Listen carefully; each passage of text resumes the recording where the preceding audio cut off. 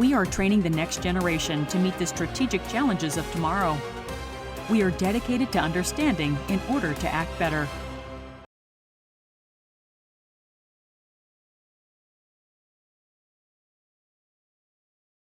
Good morning, everyone. Welcome to this conference entitled Is War Over Taiwan Coming? That I'm pleased to organize. I'm Justin Massey. I'm professor of the University of Quebec in Montreal. I'm the co-director of the Network for Strategic Analysis, which is organizing this event. The network is a collaborative network of experts funded by Canada's Department of National Defence to provide analysis on three themes: great power competition, multilateral security cooperation, and defense capacity building. Now, I know that it may seem bizarre to hold a conference on a possible war in the future over Taiwan while everyone's attention is glued on the ongoing Russian aggressions against Ukraine. But there's a practical and substantive reason for this. First, I organized the event before the invasion of Ukraine, and it was part of our annual programming on an issue that I think was still timely then. But second, the war of conquest has actually spurred much interest for its consequences for the likelihood of a war in Taiwan, with some saying that the war in Ukraine shows the capacity to resist an all-out conventional invasion, and others highlighting the difficulty to deter a nuclear power from invading its neighbors.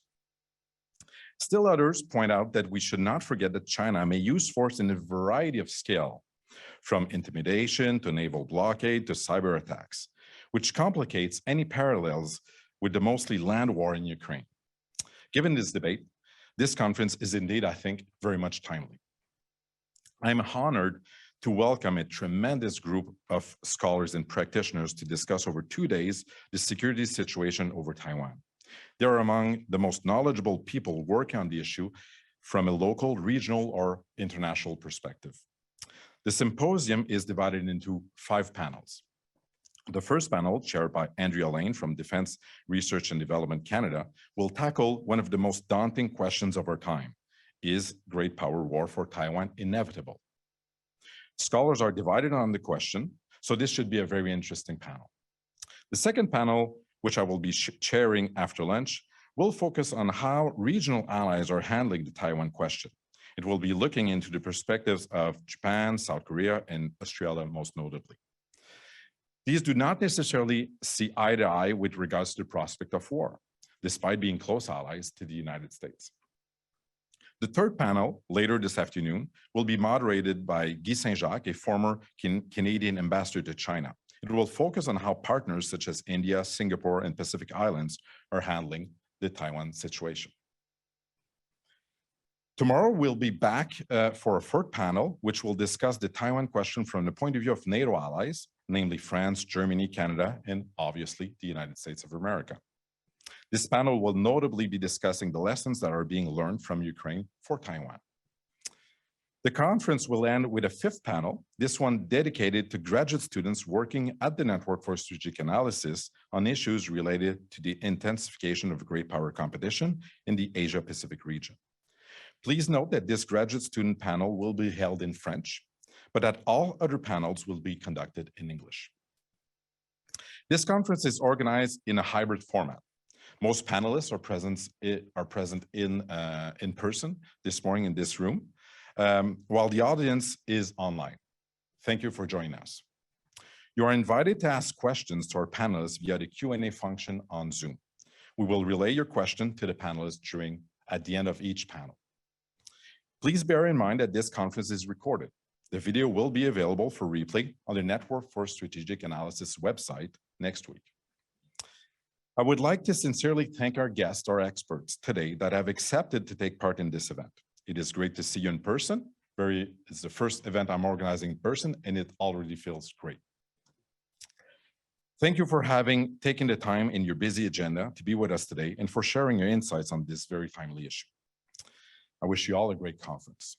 I will now give the floor to the chair of the first panel, Andrea Lane. As I said earlier, Andrea is a strategic analyst with Defense Research and Development Canada. Thank you, Andrea, for moderating this panel this morning. The floor is yours. Okay.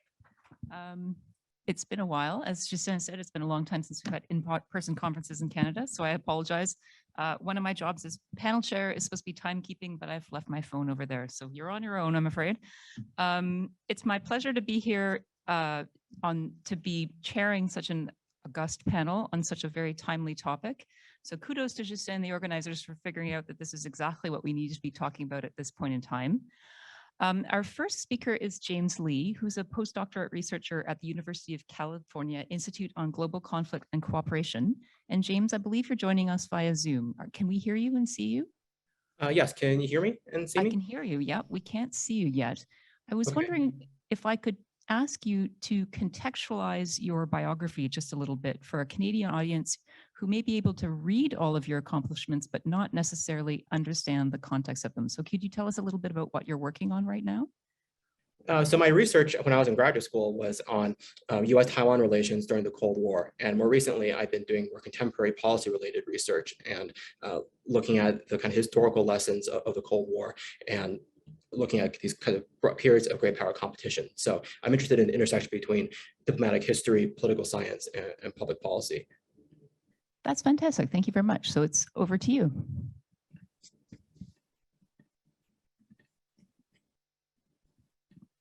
Great. Thank you all very much for coming, and thank you to the Network for Strategic Analysis and Professor Massey for inviting me. I regret that I can't be there in person. I had a sudden health complication en route to Montreal, but I'm glad to have the chance to participate still virtually. So my research and this paper is about Taiwan and the idea of a new Cold War and asking the question, is there a new Cold War in the Taiwan Strait? And the answer is yes and no, like with a lot of answers to this question, is there a new Cold War? And so I won't be talking about exact kind of correspondences between the Cold War and the contemporary era, but I think that there are important thematic continuities between the Cold War and the present day. And there are also important differences between the Cold War and the present day in the Taiwan Strait. And after laying out these similarities and differences, I think that it at least suggests a general kind of policy approach to the Taiwan security. So this idea of a new Cold War has been prominent in recent policy debates on US-China relations, and people have offered various perspectives on whether or not this idea of a new Cold War is valid in general in understanding US-China relations. So Robert Kaplan has said yes, Thomas Christensen has said no, and then Hal Brands and John Lewis Gaddis said sort of. So there's not a Cold War with a capital C and a capital W, but there is a Cold War with a small c and a small w. So there's been a very interesting and important debate about this idea of a new Cold War in US-China relations. And meanwhile, there's been a great deal of concern about the possibility of a war between the United States and China over Taiwan. But these two issues have been discussed and debated on parallel tracks. So they're moving in the same direction, but largely separate. So there's this question about whether or not the new Cold War analogy applies to the Taiwan issue. And this paper aims to explain where there are areas of continuity and where there are important differences. So I argue that there are both what I would call thematic continuities, not continuities at the level of detail, but at the level of these broad themes. So there are both thematic continuities and discontinuities between the Cold War and contemporary great power competition in the context of the Taiwan issue. So the continuities are Taiwan's sphere of abandonment and US sphere of entrapment, Taiwan's geographic importance to US strategic interests, first island chain, or what Douglas MacArthur called Taiwan's role as an unsinkable aircraft carrier and submarine tender. The United States' neutrality on Taiwan's political status. Since June 27, 1950, the United States has maintained a Taiwan status undetermined, and this was repeated most recently by David Stilwell. So this has been a continuous US policy of adopting a neutral position on Taiwan's political status. Surprisingly, this idea of Taiwan as the ideological alternative to the PRC has persisted. So it's surprising because during the Cold War, Taiwan as the other China was framed very much in the context of Chinese nationalism in Taiwan. So it might be surprising to see that Taiwan is still being framed as the ideological alternative to the PRC. And yet we find that that is the case, that there are similar ideological trends in which Taiwan is being positioned as the ideological counterweight to the People's Republic of China. Another continuity is Beijing's insistence that it had the support of the Taiwanese people. This goes back very far in the US-China-Taiwan relationship. And so in this presentation, I'll explain how this evolved. But this claim that you hear from Beijing that people of Taiwan support unification or support the PRC, it seems very strange given that there's all this public opinion data showing that that's not the case. And yet this has been a through line in Beijing's approach to the Taiwan issue ever since 1949. So I'll unpack what I mean by that. So there are also important discontinuities. So Taiwan's geoeconomic importance for US strategic interests, especially TSMC. So during the Cold War, when they were developing the strategy of containment and looking at the strong points in the US defensive perimeter, Taiwan was considered to be important but not vital. It was on a second order of importance compared to Germany, West Germany, and Japan, for example. And yet today, over the course of the last 50 years, as a result of considerable economic development in Taiwan's continuous pursuit of higher value-added technological capabilities, Taiwan has become vitally important, especially for the semiconductor industry. And so there's an argument to be made that Taiwan is now in the same kind of tier of importance for US strategic interests, especially geoeconomic interests, as, say, Germany and Japan. Another discontinuity is a Taiwanese national identity. During the Cold War, Taiwan was ruled by a Chinese nationalist government that imposed a program of Chinese nation building in Taiwan. Taiwan is now a democracy. During the Cold War, Taiwan called itself a free China, but people who opposed the Chinese nationalist regime said Taiwan is neither free nor China. It was under a harsh authoritarian state during the Cold War. And today, that of course is very different. Taiwan is now a liberal democracy. And so it has authentic claims to having a democratic character.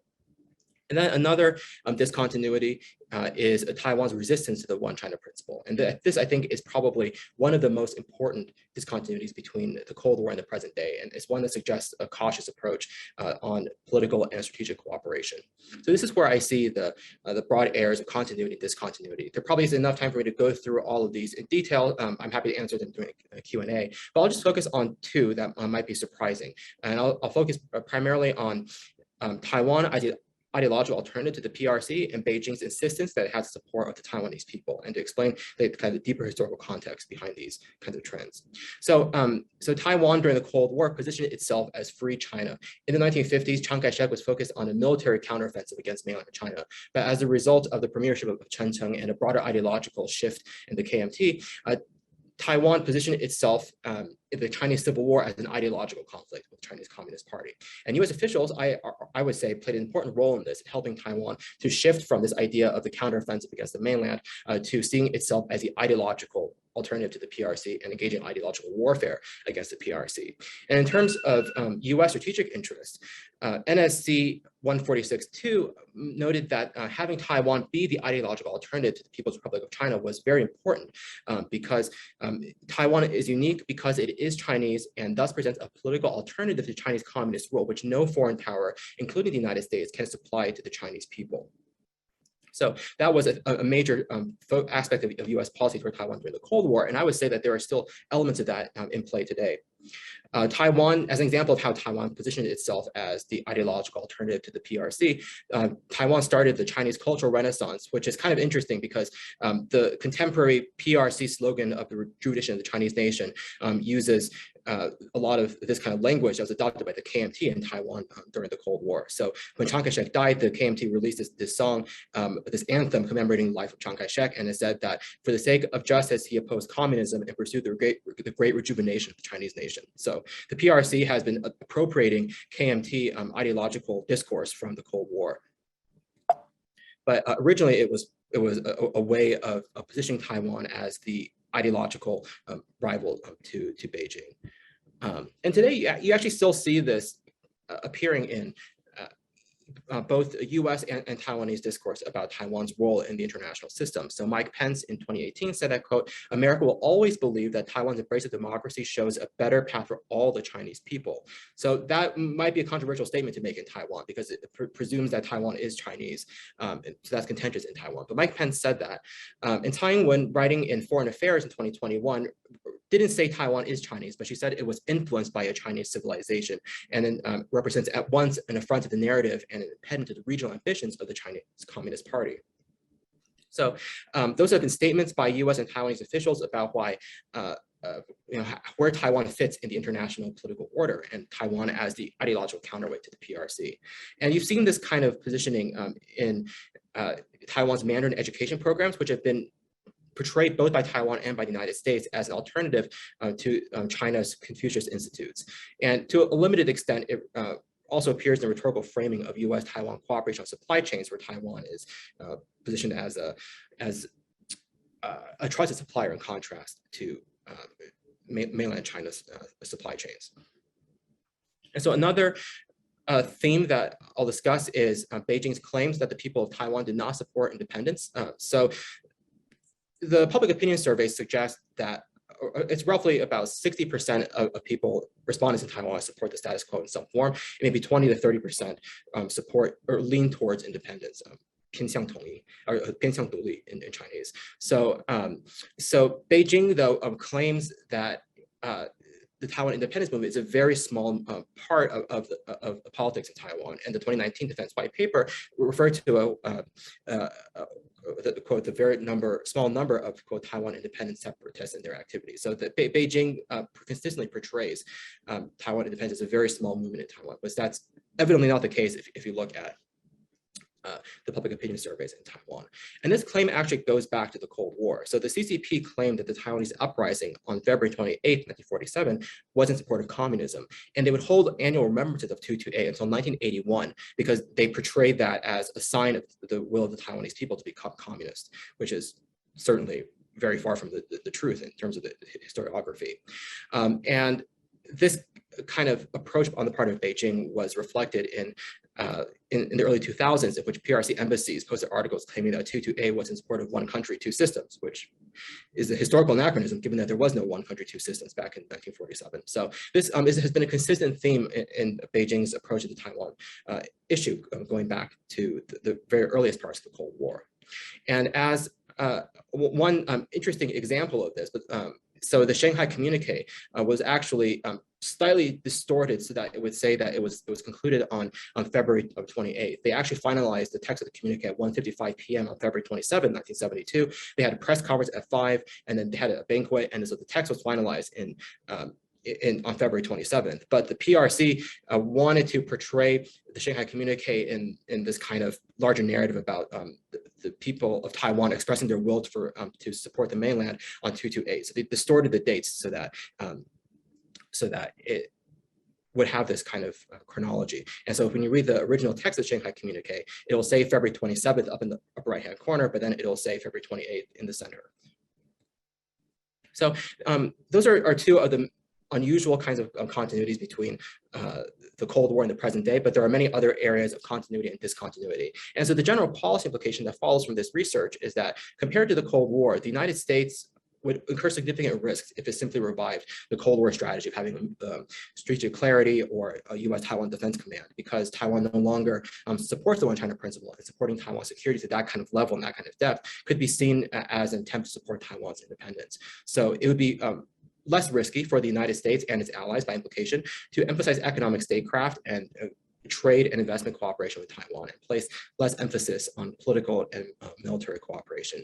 And the strategic logic behind the economic ties is that both Beijing and Taipei are wondering, will the United States show up if there's a conflict? And the greater of a hard interest the United States has in Taiwan's security, as shown by TSMC, the more likely it is that the United States would show up in the event of a conflict. And so that raising that perception of the United States likely to intervene without suggesting that the United States supports Taiwan's independence would enhance deterrence, I would argue. So those are my general kind of observations on the idea of the new Cold War as applied to the Taiwan issue, and I look forward to your comments and your feedback. Thank you very much, James, and thank you for staying on time. That's fantastic. A wonderful start to our panel right now. I was just saying we're holding questions to the end. Is that correct? Okay.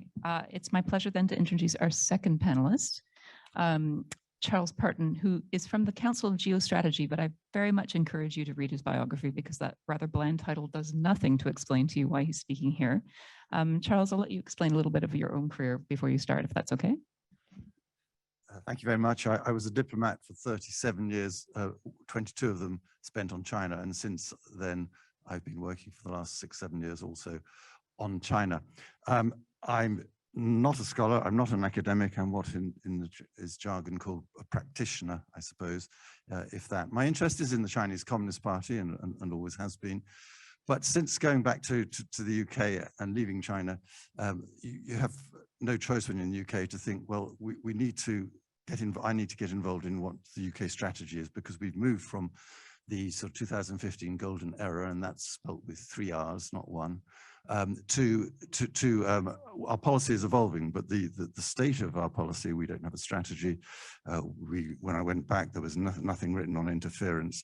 No one was considering the way that China dealt with us, what they wanted from us. And so I decided that I had to write papers on all these things to stir the debate up. So that's where I come from. I'm interested in the Chinese Communist Party, but somehow that takes you down an awful lot of rabbit holes.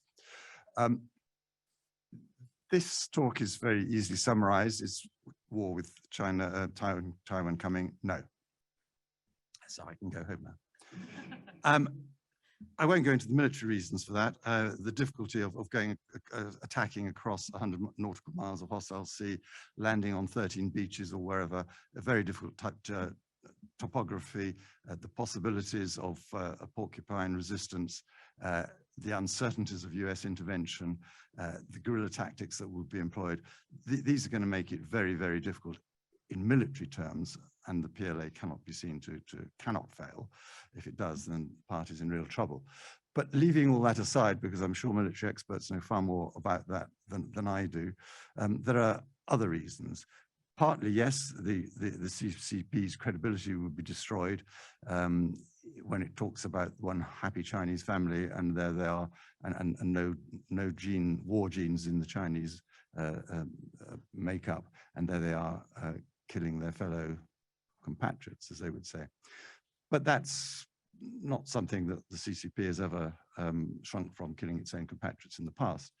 But the economic reasons, I do think, are why invasion won't happen. The disruption of trade. We know that, 40% of trade goes through the South China Sea. That will be thoroughly disrupted. The China food and energy security, vitally important. The cost of shipping insurance would go through the roof. This is really going to hit the Chinese economy. What about sanctions and embargoes? I think they would inevitably follow, certainly from the United States, but even, may I say, from Europe. Even if they didn't, I think there would be large-scale public boycotts, and I think it's going to be a lot worse than that, in fact, if you judge by what's happened in Ukraine. Well, let's move on even from that to the whole semiconductor question, which our first speaker mentioned, and the vital importance to the global economy and to the Chinese economy of TSMC. Again, I can't remember, it's something like 50% of the global production of advanced chips comes from TSMC. There's the risk of destruction and invasion, but more than that, there will be the certainty of the withdrawal of American IP, and there's no way that the Dutch company, which provides most of the machinery, is going to be exporting in the future. Disrupted supply chains, it's not just what I've already spoken about, but Taiwan trade is quite important. Supply chains are so interwoven that, okay, Taiwan-China trade may only be $200 billion or whatever it was a few years ago, but you don't need many of those items not to get through to disrupt supply chains. And then the finished goods, which would have gone to America or Europe or wherever, it's not 200 billion. You can multiply that by whatever you like. I don't know, 10, say. It's a lot. And I think that the Communist Party can work all that out as well as I can. The global economy would crash. The Chinese economy would crash. When the Chinese economy crashes and people do not have a sufficient social security net to hold them up, what are they going to do when they can't get a job, when they can't feed their family, when they can't get any health? They're going to riot. They're going to demonstrate, and there's only one lot you can demonstrate against, and that is the Chinese Communist Party. And that could potentially be an existential risk to the party's rule. And if that happens, of course, as a party leader, it's not just going onto the American lecture circuit and earning a good living. It could be curtains. So I think they can work all that out. There are objections to what I've just said, for sure. I mean, people will always say, and I think it is indeed the case that if Taiwan were to declare independence, then given what we've heard from the CCP so far, invasion is more than on the cards. But Taiwan is sensible, even though it goes pretty close to the line. When Tsai Ing-wen says that we are a sovereign country, what is the difference between that and independence? But at least she doesn't use the I word. No, Xi Jinping has said, well, it can't be left to the next generation. Well, what's a generation? Does the CCP always keep its word? I do think there is, in theory, a deadline, which is 2049. You can't have a second centennial goal if you're still not unified. But there's a long way to go till then. And frankly, I'm not looking much above, say, a 10-year horizon, not least because I think we've seen peak China and many things are going to change in the next 10 years. Next objection, well, leaders don't always act logically. Look at Mr. Putin. True, but I think that, first of all, Xi Jinping is not Mr. Putin. He's not an autocrat. It is still, even though he's by far the top dog, still a collective leadership. And I don't think that they are illogical in the way that the Russians are. I'm happy to debate that, but an invasion of Taiwan, for all the reasons I stated, would merely exacerbate whatever problems there were in the leadership to the nth degree. And none of them want that. They know they hang or fall together. And the other objection I think people will come with is, well, why is all this air and naval activity if they're not going to invade? Well, I think there are many reasons for that, not least because it plays well domestically. But sure, I mean, any military has to train for what might happen, even if that possibility is quite small. And overall, the Chinese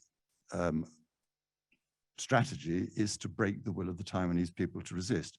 Unification, or reunification, as they insist on saying, is irresistible and inevitable. And you push that and you harm people's morale by, amongst many other ways, this sort of military activity.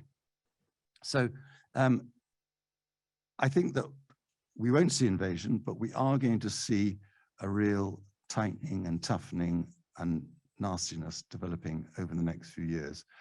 When? Well, I think we always will need to see what happens in 2024 in the next election. And if the KMT continues to behave as it is at the moment, it looks like it will be a shoo-in for the DPP, and that will grossly annoy the CUP. So we could see some of the things that I'm going to talk about now developing then. What are the sort of, in a spectrum, the measures, apart from the sort of continuities of what's already going on and the pressures that are already going on? I mean, some of those I think are worth mentioning. Xi Jinping is obsessed with youth. He thinks that he can engineer the soul, as in Stalin's phrase, or forge the soul in his phrase. And there will be a considerable emphasis on persuading Taiwanese youth that the future lies in the mainland. It's been spectacularly unsuccessful so far. Continued financing of those who oppose the DPP, especially through the temples and the religious foundations, which are less scrutinized. The Taiwanese authorities, I think, are trying to button that one up. Far greater role for the United Front Work Department. They've already captured considerable elements of the media, but I think we're going to see many more other measures. And next, we've seen what the CCP has done in the case of Lithuania and countries and companies. I think that we're going to see a lot more pressure on foreign countries and companies. Lithuania is a shudyen, it's the experimental pilot to see how Europe and others react to that. And of course, it was foreshadowed. If you look at the EU 2018 white paper that the Chinese put out, they said quite clearly that the language was much harsher, and there was no official contact or exchanges in any form, and no institutions of any official nature should be established. But those are just the headlines. It's quite clear what the intention is. Foreign companies, again, have been under pressure in the past. I suspect that we may well see far greater pressure and to choose between the mainland market and the size of it and the Taiwanese market, and companies and countries are going to have to think about that one. Isolation. What about the Chinese authorities saying, please, other countries, do not recognize Taiwanese passports and allow travel? And there are many countries that will succumb to that pressure or incentive, as well as the removal of the last few diplomatic relationships that the Taiwan maintains with other countries, of which the Vatican, incidentally, is probably the most symbolic and important. I think we'll see a revamping of the 2005 secession law that's already been prefigured. In one sense, I think that the Hong Kong national security law was again, a pilot project of Shijian for what will be applied to Taiwan with all the extraterritoriality that goes with that as well. And that's been prefigured. I mean, if you look at the January 21 plan for the rule of law in China 2020 to 2025, it talks about the plan pledges to explore strategy for the application of one country, two systems in Taiwan to push forward reunification. And this is in the context of law. And there have been other kites flown on this. I mean, at the NPC or the Lianghui in March this year, I remember the Chinese People's Political Consultative Conference again called for a new secession law. That is not a coincidence. So that I'm sure will come. Pressure on the Taiwanese in the mainland. There are about 1 million of them, I think, doing business there. They are going to have to knuckle under much more, particularly if there's equivalent of a Hong Kong national security law. Taiwan, I think, needs to be aware of the mobilization of Beijing's red capital, if you like that. I mean, that's been a tactic that they've used in Hong Kong to sway events. Why not in Taiwan? And then as you climb up the spectrum, interference with and possibly shutting down of power and communication networks in Taiwan, cyber harassment, pressure on Middle Eastern countries to suspend energy supplies or curtail them.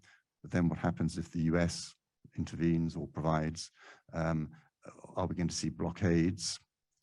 I think we're getting pretty close here to war, which I said before. I don't think that they will do. But you know, I think we need to consider all this.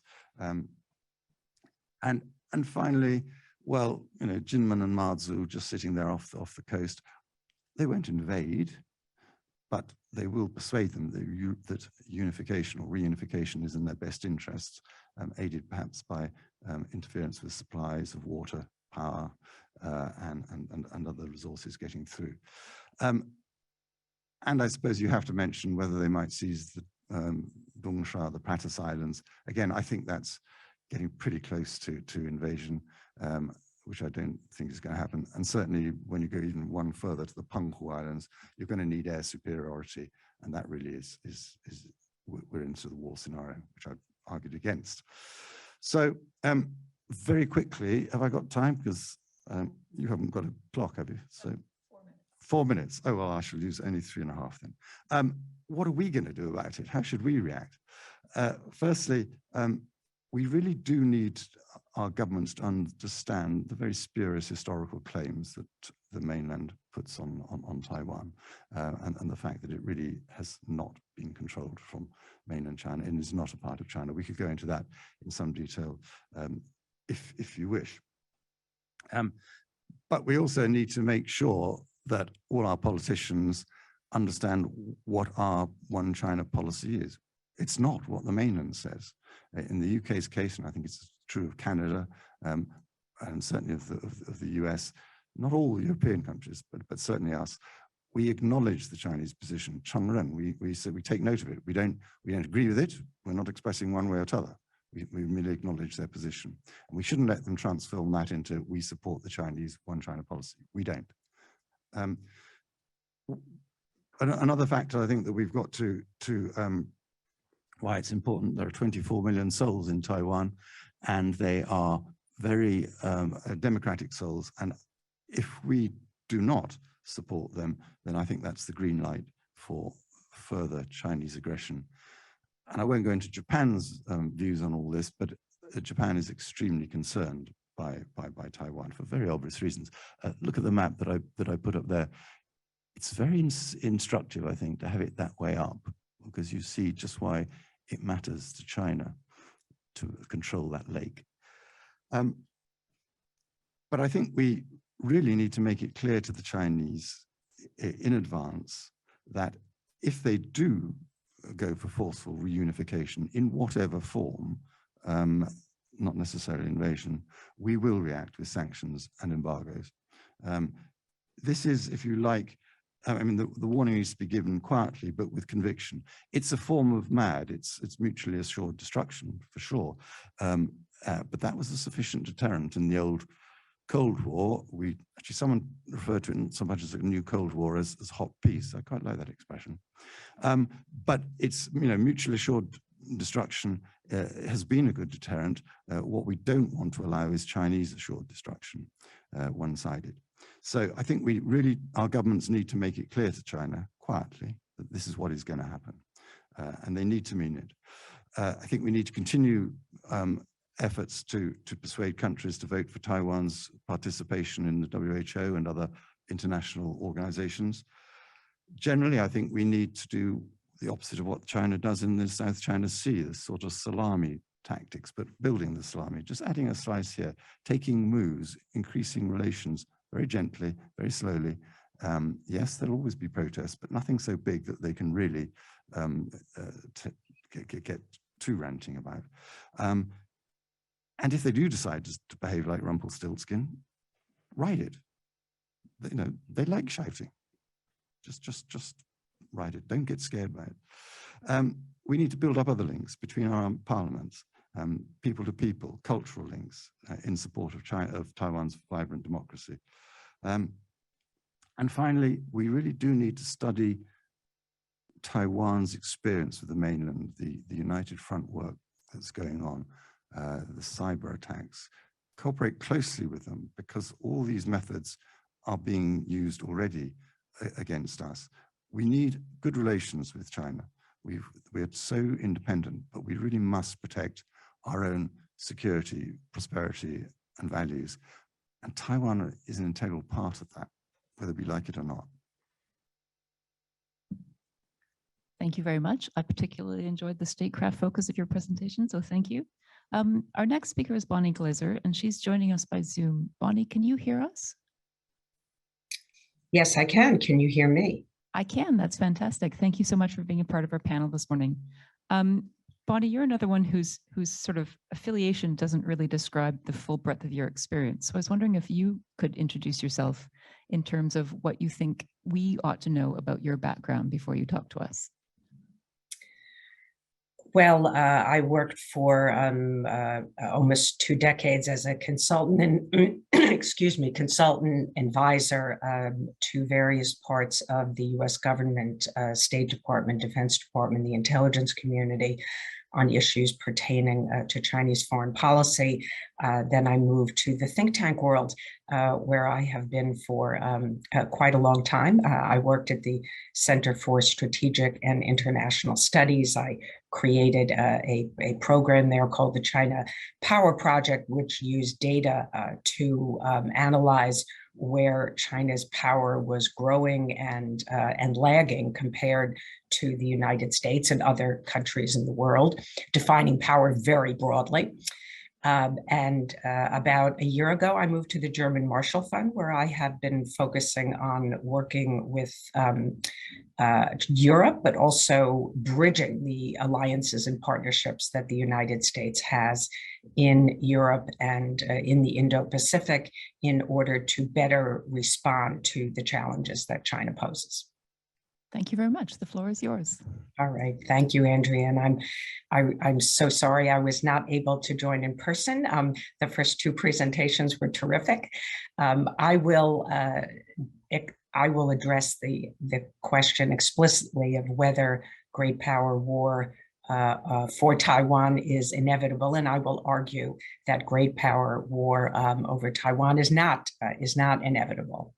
So I'll start by saying that China's priority regarding Taiwan is preventing Taiwan from becoming legally independent and recognized by the United States and other major countries as an independent sovereign state. I'm afraid I will have to jump in and correct one thing that Charlie said, which is that Tsai Ing-wen and her predecessors also frequently, some more than others, certainly say that Taiwan is not only sovereign, but also independent.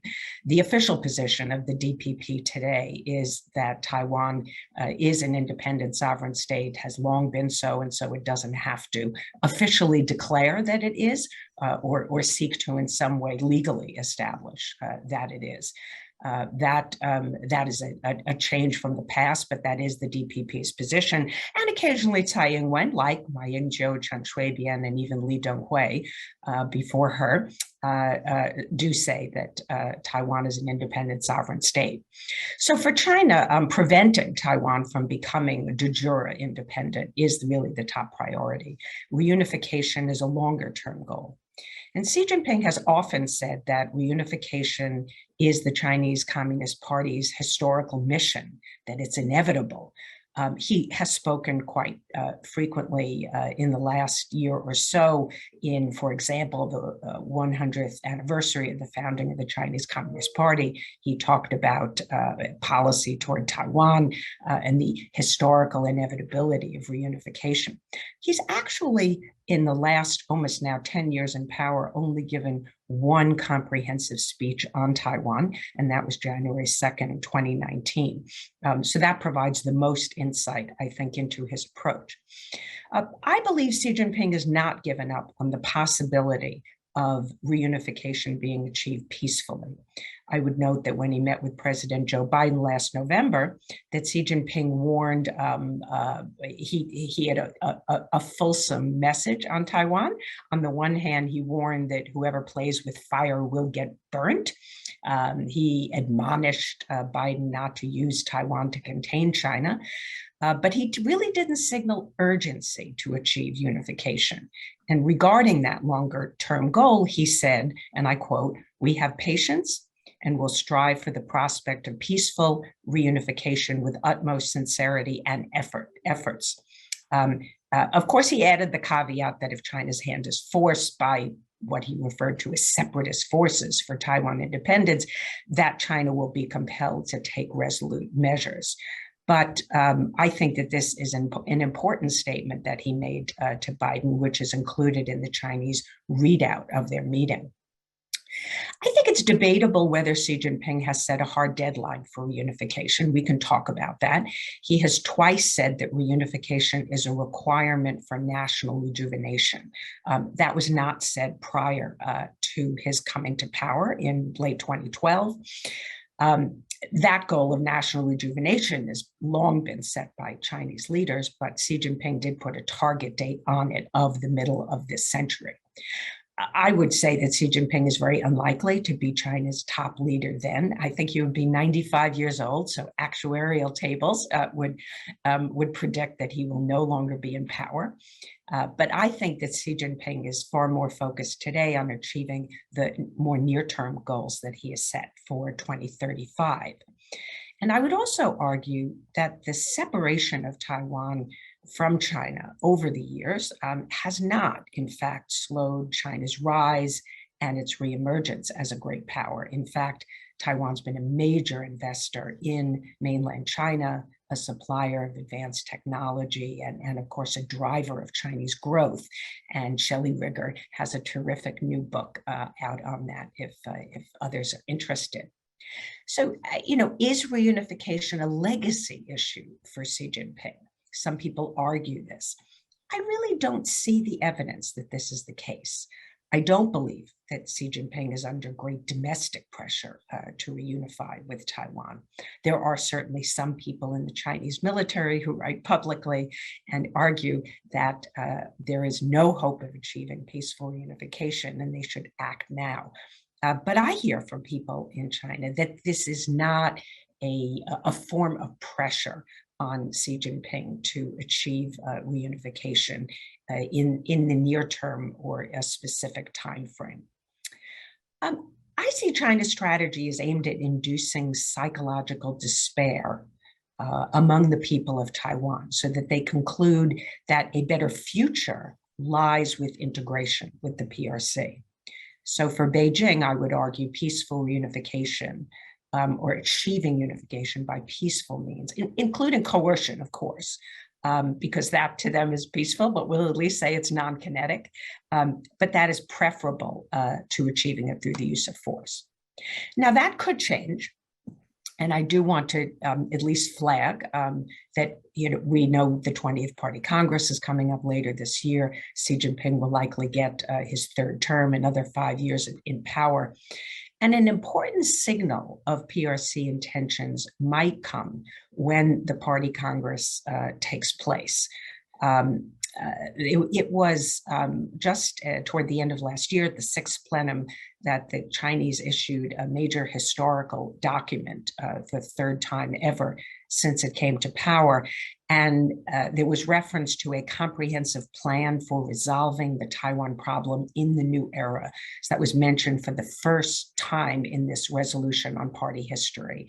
And early indications, I think, in Chinese state media, and there hasn't been very much, but early indications suggest that this plan may be largely a repackaging of existing policy, but it is fair to say it cannot be ruled out that a more coercive and even aggressive approach could be afoot.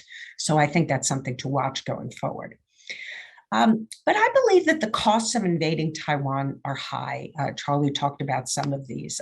I think Xi Jinping recognizes those costs.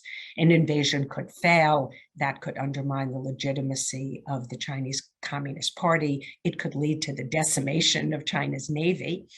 An attack on Taiwan, I think, would likely result in the formation of a much firmer anti-China coalition globally than we see today, and might even torpedo China's hopes of achieving its national rejuvenation goals, which I see as very important to Xi Jinping. So, for example, becoming a dominant technological power in the world would be far more difficult for China to achieve if it uses force against Taiwan, whether it fails or succeeds.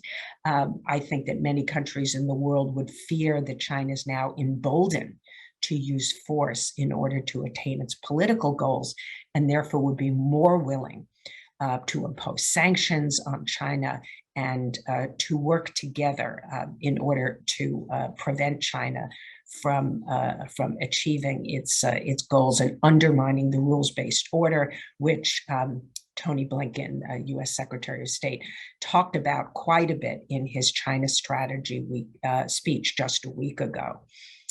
And I would argue that the war in Ukraine has further reinforced the calculation in Beijing that the risk of failure of trying to seize Taiwan by force would be high and that the costs would be unacceptable. Now, if Taiwan and the United States challenge China's red lines, then I believe that Xi Jinping could be pushed into a corner and that China would invade Taiwan.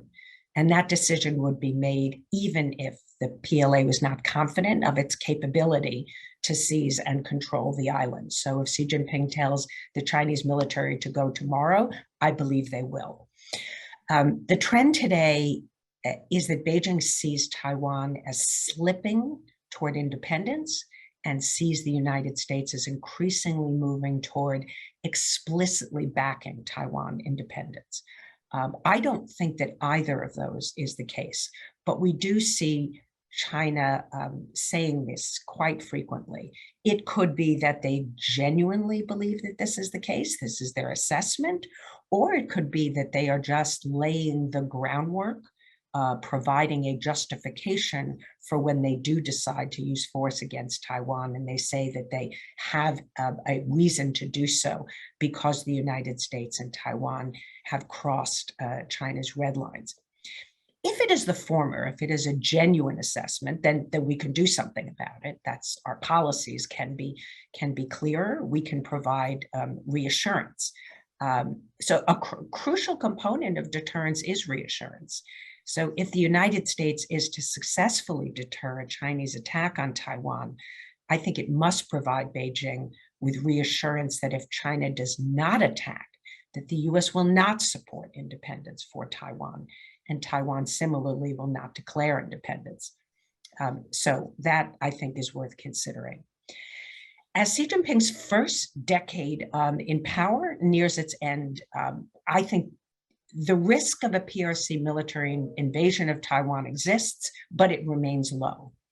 In the absence of a clear perceived threat to Chinese sovereignty, I believe we can basically kick the can down the road. We can preserve the status quo, which, by the way, the US, China, and Taiwan have their own definitions of the status quo. But in other words, wise leadership is really necessary in Beijing, in Washington and Taipei, since we can't control what the leadership is in Beijing. But we in Washington and Taipei, I think, have to have wise leadership to avoid war. China's red lines for the use of military force, I think, remains an effort by Taiwan, as I said, to change its legal identity. So in the near term, I think what we should expect will be intensified military, diplomatic, economic coercion against Taiwan. This is more likely than a full-scale invasion. There are various scenarios of Chinese force short of invading Taiwan that are possible. Charlie talked about some of these. And this would perhaps happen if Beijing believes that it has to launch a limited military action to bolster its red line, to warn Taiwan and the United States against crossing it. And we can talk about that more in Q&A if there's interest. So finally, let me just say that I think future Chinese policy toward Taiwan, whether formulated by Xi Jinping or his successors, will be influenced by a number of factors that I want to just close by highlighting. One is the Chinese Communist Party's confidence in the PLA's ability to seize and control Taiwan at an acceptable cost. A second would be the party's assessment of the risk of Taiwan independence and it being recognized by other powers, especially the United States. The third is the relative weight of PRC domestic challenges, including the economy and social stability, which are becoming larger concerns right now against the background, of course, of COVID-19, the lockdowns, and China's economic slowdown that is taking place even, regardless of COVID-19. And then the final factor is the Chinese Communist Party's assessment of US intentions toward China and Taiwan, US policy, and the durability of the US One China policy and whether it is credible. So I'll stop there. Charlie talked about some good policy recommendations, but I've probably run out of time. So I'm happy to address those in the discussion. Thank you very much. You're actually right on time, so I very much appreciate it. Our final speaker is to my left, Cleo Paskal, who will be presenting, I believe, from the podium so that we can see her slides. And Cleo is somebody else whose biography doesn't really do her expertise justice, so I'm going to ask her to contextualize herself a little bit this morning.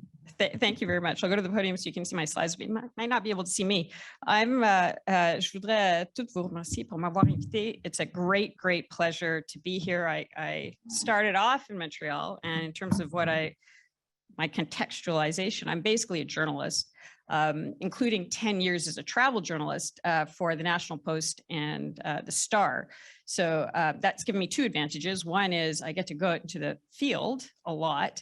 The second is, as a journalist, I'm of course an expert on absolutely everything and have no shame about making very grand theories and claims of understanding and analysis. So what I'm going to do today is obviously this. And again, I'd like to thank this incredible group and Department of Defense and UQAM and Mines for bringing us together. It's valuable and needed.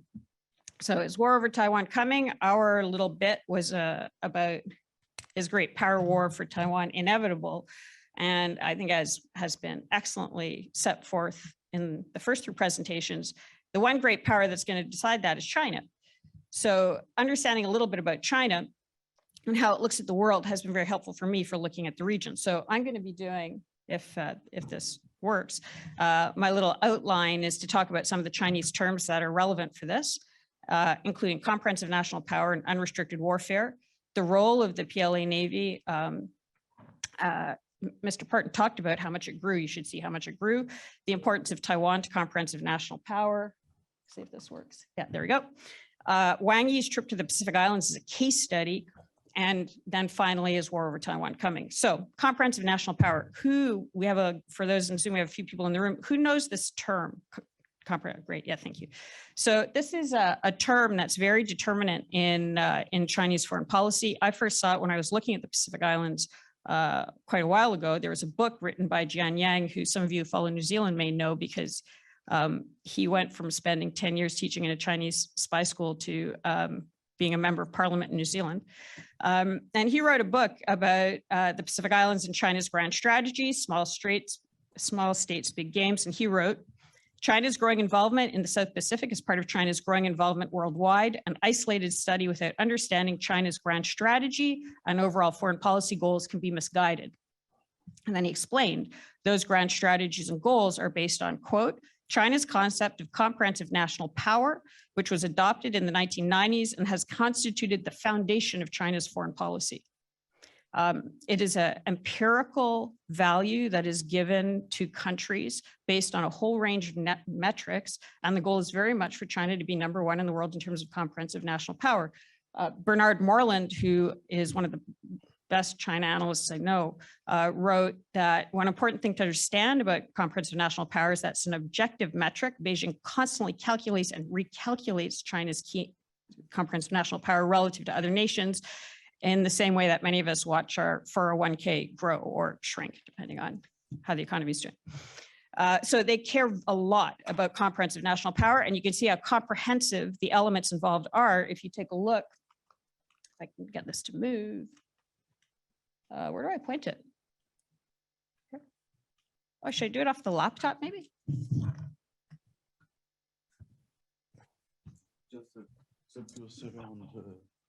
Celle-là? Okay, yeah, voilà. Okay, merci.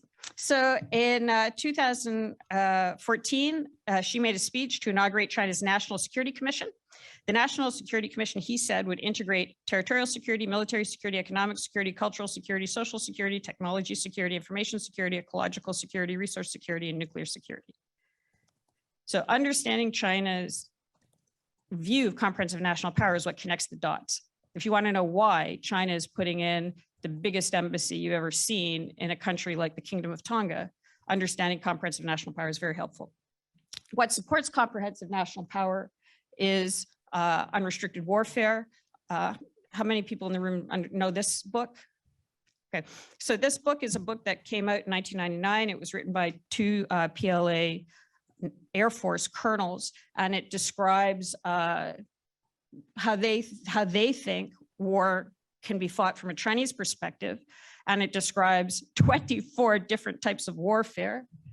So they include what you'd expect, kind of military and stuff, but it also includes ecological warfare, space warfare, guerrilla warfare, terrorist warfare, drug warfare. So anybody's tracking the fentanyl thing and why China isn't stopping the exports of fentanyl, that could fall under the category of unrestricted warfare.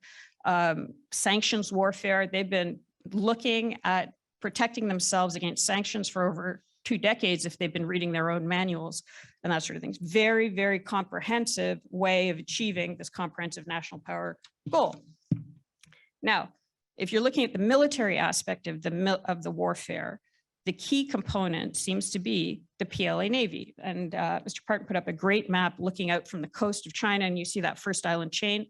This is also from a PLA handbook, where they show the first island chain and the second island chain. The PLA is the tip of the military's comprehensive national power spear, and it goes into this island chain defense concept, which Dr. Lee talked about, which is great for me because I don't have to talk about it, but they have to break out of the chain.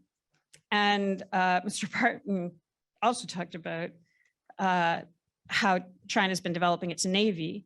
So this is military capability in 2000.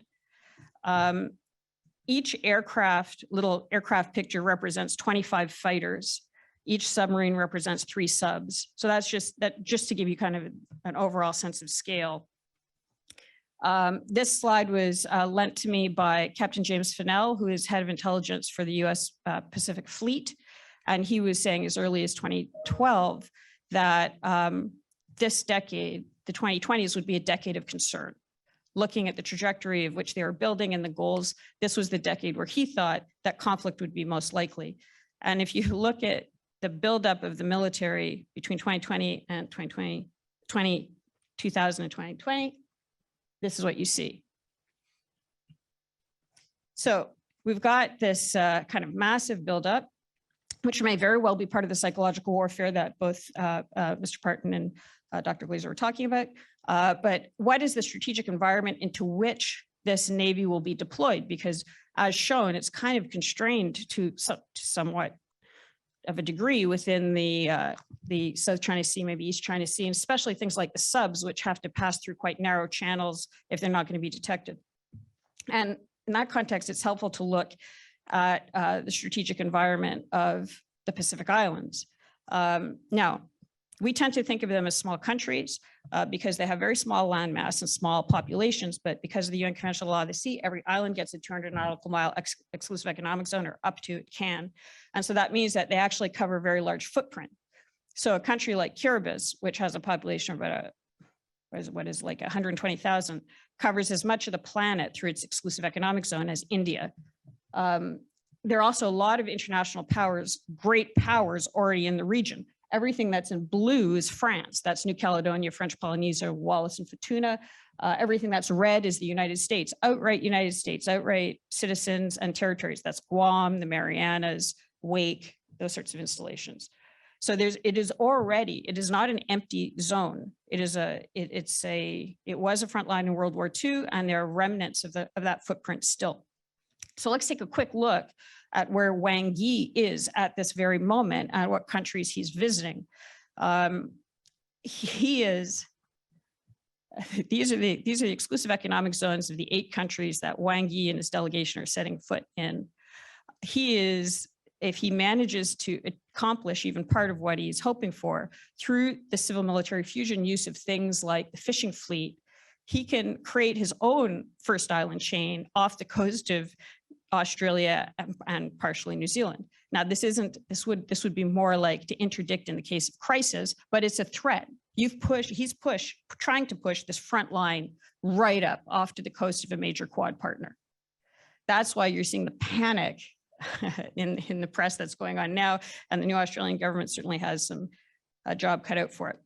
So the other thing that you do is, if you want to know how strategic these locations are in the context of a conflict between an Asian power and the United States, if you take a look at the World War II conflict map and you see where those battles are, I'll go into detail very soon, but China and the Solomon Islands just signed a security agreement. The Solomon Islands is the site of the Battle of Guadalcanal, the 80th anniversary of which is this summer.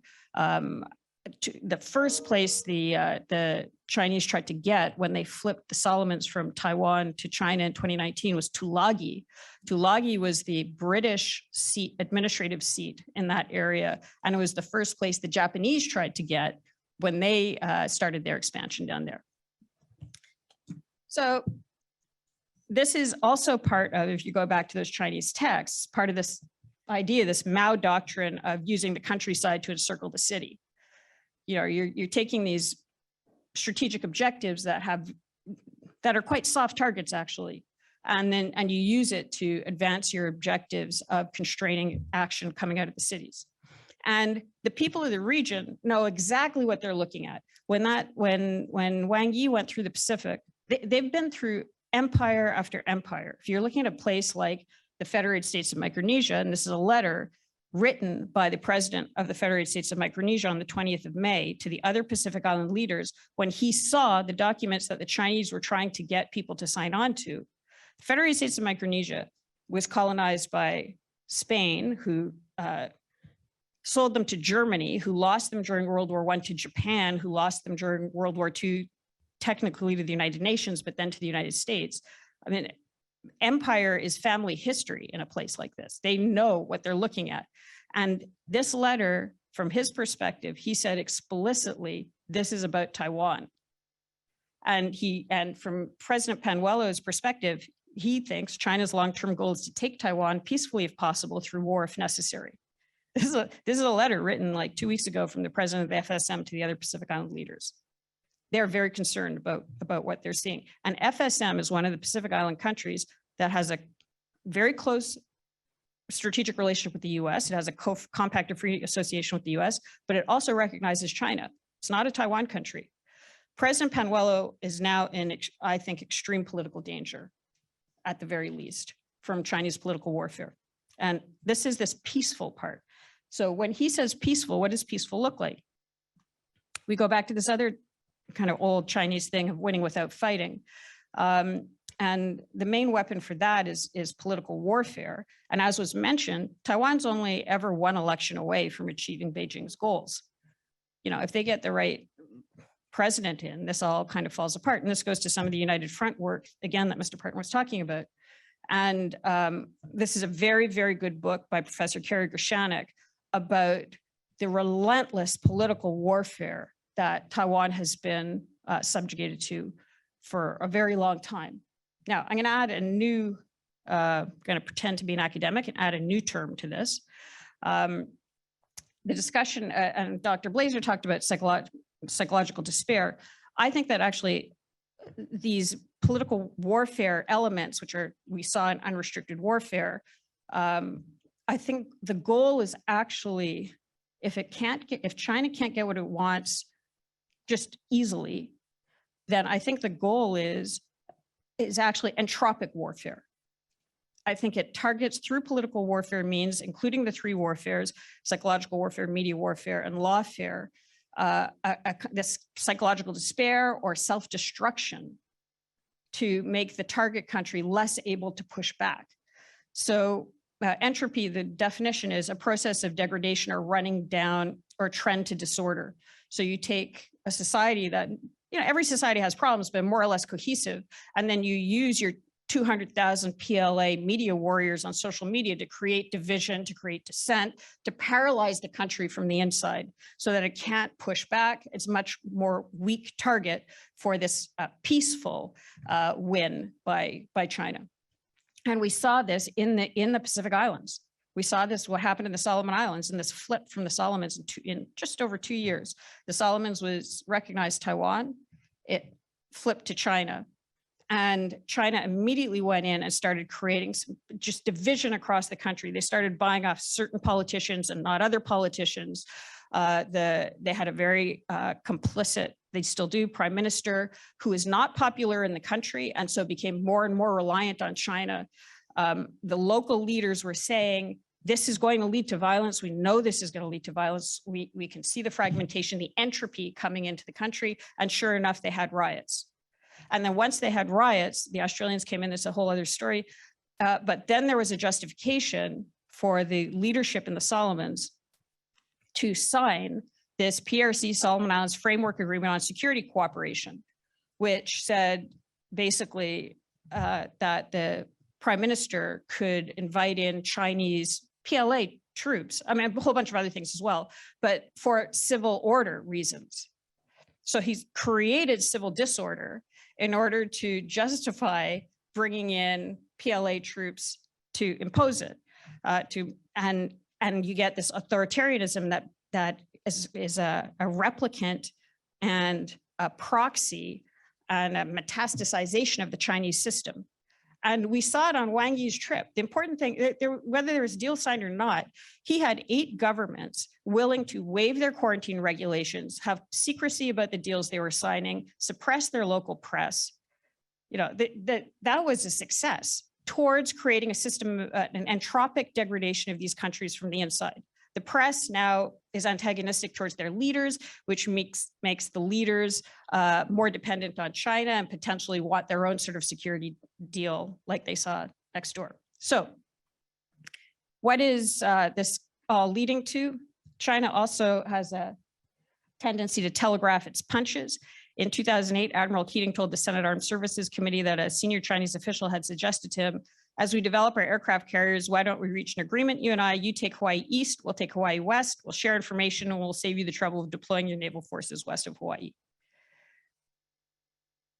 So the question is, Is war coming? I would argue war has started, at least political warfare leading to entropic warfare. Whether it goes kinetic or not, that's a whole other issue. But it's something that can be, that entropic warfare can be just as societally destructive for the target countries. I've used the South Pacific as an example, but we know what they're doing on social media through United Front operations, like Mr. Parton knows extremely well, in Western countries, including in Canada, including the United States and the United Kingdom. And it's something that we need to be aware that it's happening. And in the context of Taiwan, we talk about it as a country, but these are 25 million people, individuals who believe in democracy, transparency, accountability, human rights. And they are a target, I would argue, currently of a very active warfare campaign. It's political, the goal is entropic, and the damage will be done whether or not it becomes kinetic. Thank you. Thank you very much. And thank you in particular for bringing in the perspective of small states and the Pacific Island states. And I think that conversation kind of gets lost in the great power framing sometimes. Well, thank you to all of the panelists for this fantastic, broad, really broad-ranging first panel, a fantastic start to the conference, and for staying on time, because I believe we have an hour now for questions. So I will take questions, but I'm also going to abuse my power as panel chair and ask the panelists to talk a little bit about something that I heard Charles say that was reflected in all of the other presentations, this idea of peak China, that consideration as to whether the power that we see China having now, is this as bad or as good as it gets? Or are we predicting war or not predicting war in a framework in which we expect Chinese power to grow or to decline? So without asking any of those persistent and boring IR theory questions about declining or rising powers, I wonder if the panelists would be willing to speak to whether or not they think that this is the most powerful China we are going to see, or if there's more to come, and how that should affect our calculations as, and I say we, I mean sort of broadly the West, or those who are interested in preserving the rules-based order. James, if you're still there, would you be willing to start? Yeah, thank you. So my answer to that question would be, I mean, I don't think it's inevitable that there will be this continuing trajectory that China will be a rising power and increasingly be able to surpass the United States. I think that there's a kind of an idea that flows from the idea of the Thucydides trap, that there's some kind of inevitable historical process leading to a conflict. But I don't think that's necessarily the case. And I mean, the US still has an important asset that China doesn't have now, is always trying to, I mean, which is the United States alliances. And so I think the United States power and the power of its allies is often underestimated. But I don't think there's anything inevitable about a conflict over Taiwan. Thank you very much. Charles? Well, if you'll forgive an instance of gross self-publicity, I wrote about this. I think it came out on the RUSI website. It's free in January 2019. I think we have seen peak China, plateau China at the moment, for 4 reasons, but with one caveat. We all know about the problems of debt and population. Sorry, I can't get the word out. But I think also I would add, as more serious problems, even possibly the water crisis in the northern provinces, which contain roughly 50% of industry, agriculture, population, and power generation, and note how that is going up the political agenda, particularly at the Lianghui. But and finally, the other factor that I think is the education crisis, which Scott Rozelle covered so well in his book, that you don't escape the middle income trap if you have less than 60% of your population educated to the end of secondary level, and the figure for China is 30. And this is not the ability to learn how to learn is crucial for a technology, for the new technologies. The proviso, however, and that is that Chinese strategy is to really push the innovation and the new technologies and seize that high ground, because if you do that, and you control those, whether that's telecommunications, Internet of Things, and all the other technologies that they've listed, then you secure the rents and you secure geopolitical power therefrom because you dominate those. But I think I should also add that I'm not swayed by the governance system of the CCP, which relies very much on itself, top-down and inspection and control, which for an economy that complex and that enormous is, I think, a very difficult thing. And if you're eschewing the help of civil society, which in our societies and other societies provides many of the ideas and many of the pressures for change, if you're eschewing the free media, which helps you to keep things on the straight and narrow, and if you eschew the independent judiciary, which is a vital backstop, and finally, if you don't have some form of accountability politically, not necessarily Washington or Westminster democracy, but some form, then I think you're really hobbling yourself. So, you know, am I putting my pension pot in China? No. 401ks, pension pot. There's a certain demographic interest here going on here. Bonnie, what do you think? Are we seeing peak China right now? Obviously, the Chinese economy is slowing down. We heard Li Keqiang, the premier, just last week warn that if it slows down essentially too much, that it might not be able to restart that engine and regain growth. And that's a warning that I think the Chinese will take seriously. There are obviously demographic challenges ahead. There are all sorts of reasons to believe that China may, in fact, in various ways have peaked. But I would caveat this in two ways. One is we should never underestimate China. We do so at our own peril, and I think we have done so in the past. So I think any government that is dealing with China should prepare for the possibility that China succeeds, becomes more powerful, increases its comprehensive national power, maybe even achieves its goal of national rejuvenation, but at the same time prepares for the possibility of China significantly slowing down, maybe getting stuck in the middle income trap, and the implications of that potentially for social stability, although I believe that the potential for a collapse, you know, of the Chinese Communist Party rule is highly unlikely, although some have been predicting that for some time. So I think that's really one very, very important caveat that people should keep in mind. And the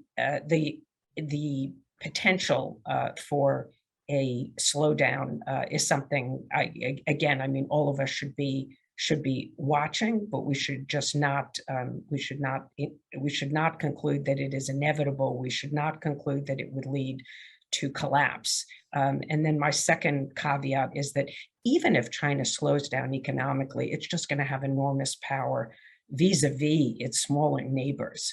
I mean, look at the size of the Chinese military, the amount of money that China invests in its military, even if it were to have that, you know, tomorrow in terms of the increase over, you know, year on year, which is still today at around 7% increase.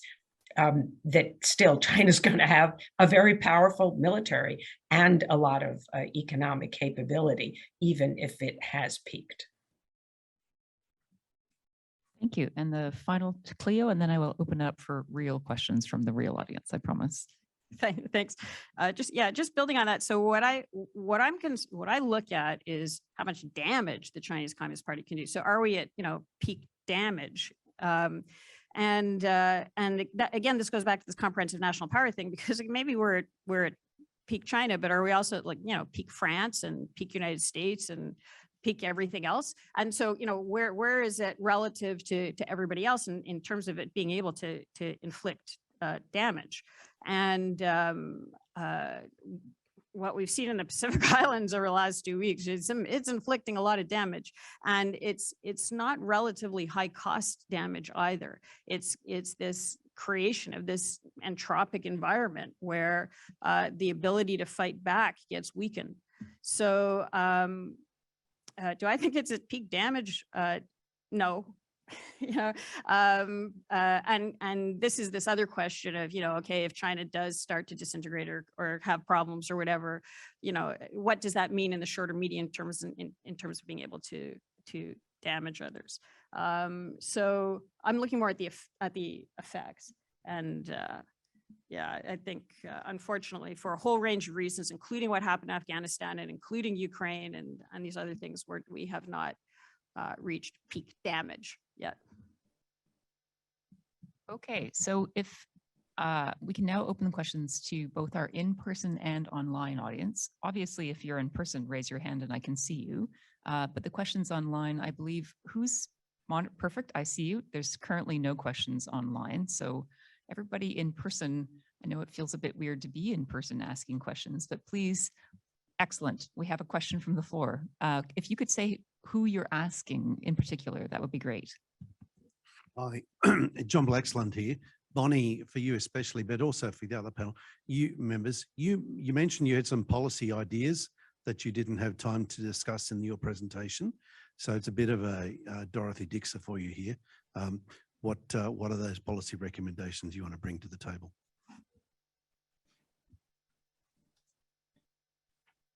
Well, thank you for the question, and I'm certainly interested in hearing the other panelists' views as well.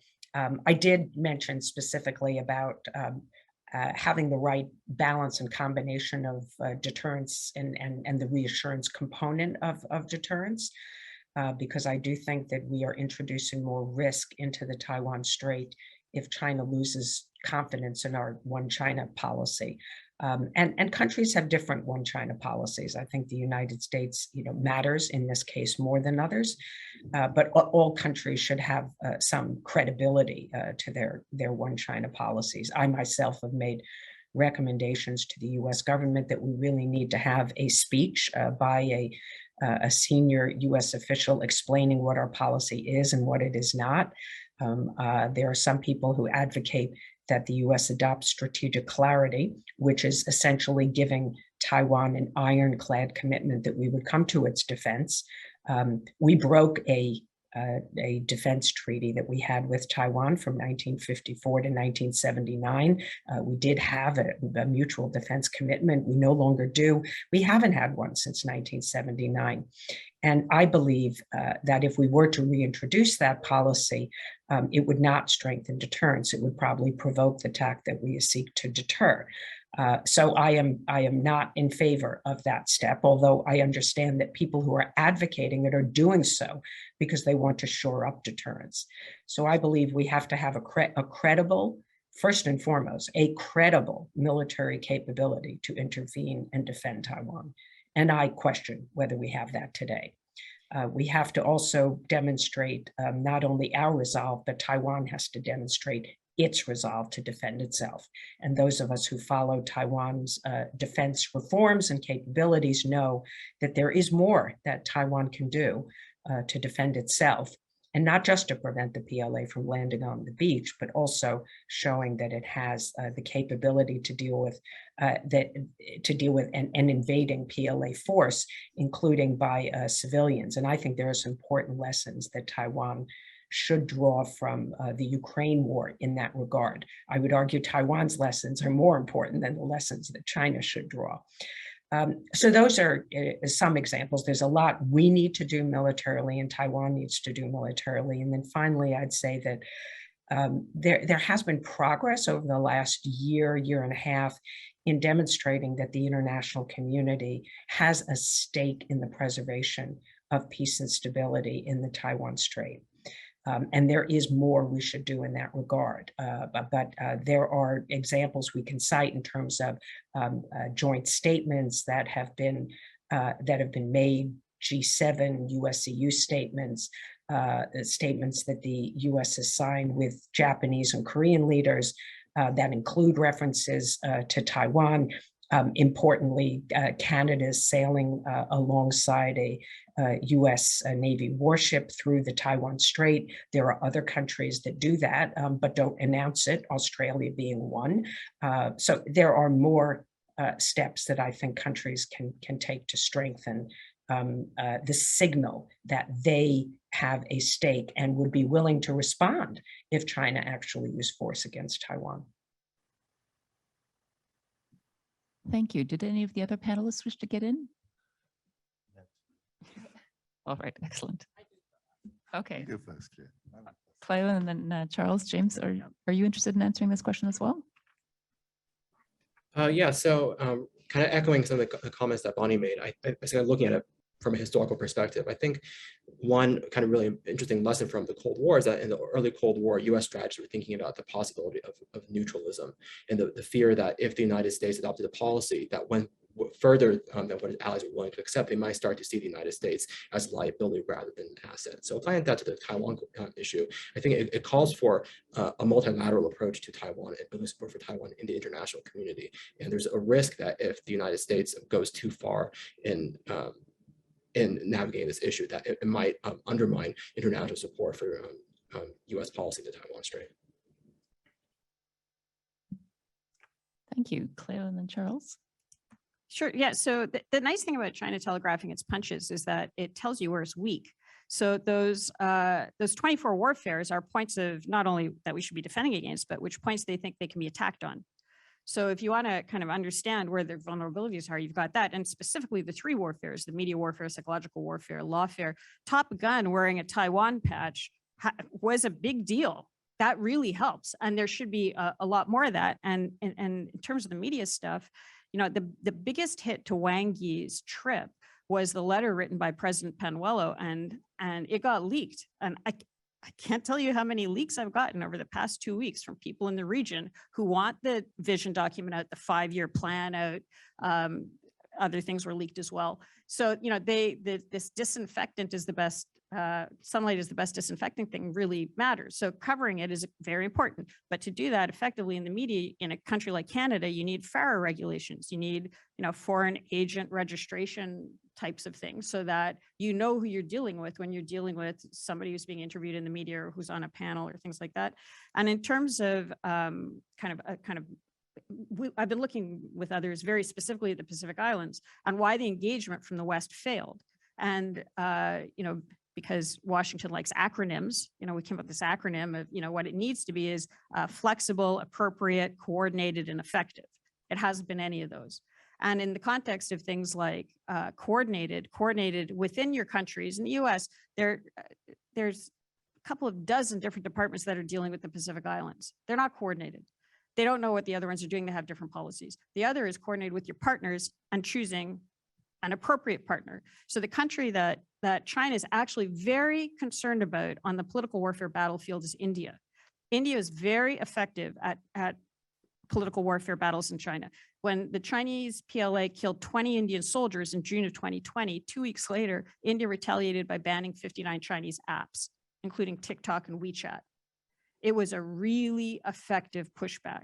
It blocked off their access to metadata, which they used to refine the AI systems. It blocked off their data for blackmail materials, for influence operations, for for industrial espionage. It was very smart. And they're the ones that have been pushing Chinese influence back from places like the Maldives. And it's also why Wang Yi went to the Solomon Islands, but the actual high commissioner appointed by Delhi to go to the Solomon Islands still can't get a visa to get into the country because the Chinese proxy prime minister is taking, I think, probably instructions from the embassy saying, don't let the Indians in. The Indians are, you talked about, Dr. Lee talked about Taiwan being a kind of existential ideological threat. India is as well. It's a country of 1 billion people. That's a democracy. That's not supposed to be possible. 1 billion people, you're supposed to need an authoritarian regime, according to the Chinese Communist Party, in order to run it. It's also pluralistic, which, you know, it has issues, but compared to China, nothing like it. And it has a land border where it can put hundreds of thousands of troops to distract China in case of a maritime theater confrontation in the Pacific. So looking at, again, we tend to look at the map, as Mr. Parton did very, very helpfully, out from the coast. But if you look from the landmass, the only country really that can give it a threat is India from the land side. So that becomes part of putting together your policy. If you're serious about it, you look at all these other alternatives through, through this flexible, appropriate, coordinated, and effective response. Thank you. And finally, Charles. Yeah, I'll be what I don't like to be, which is a bit general, really. But I think what it emphasizes to me is the need for our governments actually to have a China strategy and a Taiwan strategy, which all our government departments and the Chinese know about. And we make clear and we say aloud what is reasonable in our relations with Taiwan and our intention to pursue that. As Bonnie says, not offending the real sensitivities, maybe about Beira independence, etc. But as some of the things I said earlier are perfectly reasonable, and we add to the salami, build up the salami there. And again, a bit waffly, but the whole question of unity, which I think the previous speakers have really alluded to, I think it's desperately important. That's why a strategy for the UK is important, maybe for Canada too, so that you're united within your government and your various departments, and this tension between economic and so-called security ministries is resolved. But it's equally important, more so, between countries. I come from a country that's just left the EU, so when I talk about unity and coordination, please put that into the mix. But we really do need to work with other countries in whatever forums it is, whether that's AUKUS, whether it's Five Eyes, whether it's through the EU, whether it's getting together with India, Indonesia, and Japan, which we haven't really talked about.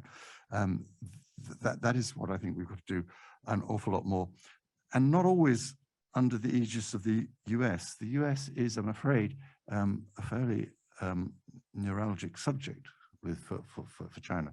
Of course, we have to show that we're in line with the US, but the Chinese must become to realize that we're not just US driven. These are what we values and interests and security, which we ourselves truly believe in.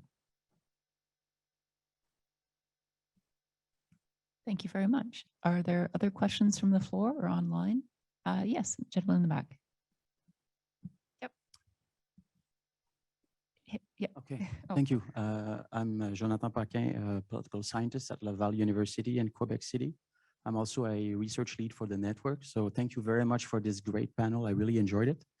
I guess the main conclusion I draw from this panel is that a full-scale military invasion from the PLA against Taiwan is possible, but very unlikely. And also, you pretty much all said that war by other means has already started against Taiwan. Cleo talked about media warfare, lawfare, and so on and so forth. And so I get that the idea is to create psychological despair, and this is something that Bonnie mentioned earlier. But I guess I would be curious to learn more about the kind of scenario that is likely for the next 10 or 15 years in terms of non-direct military intervention against Taiwan.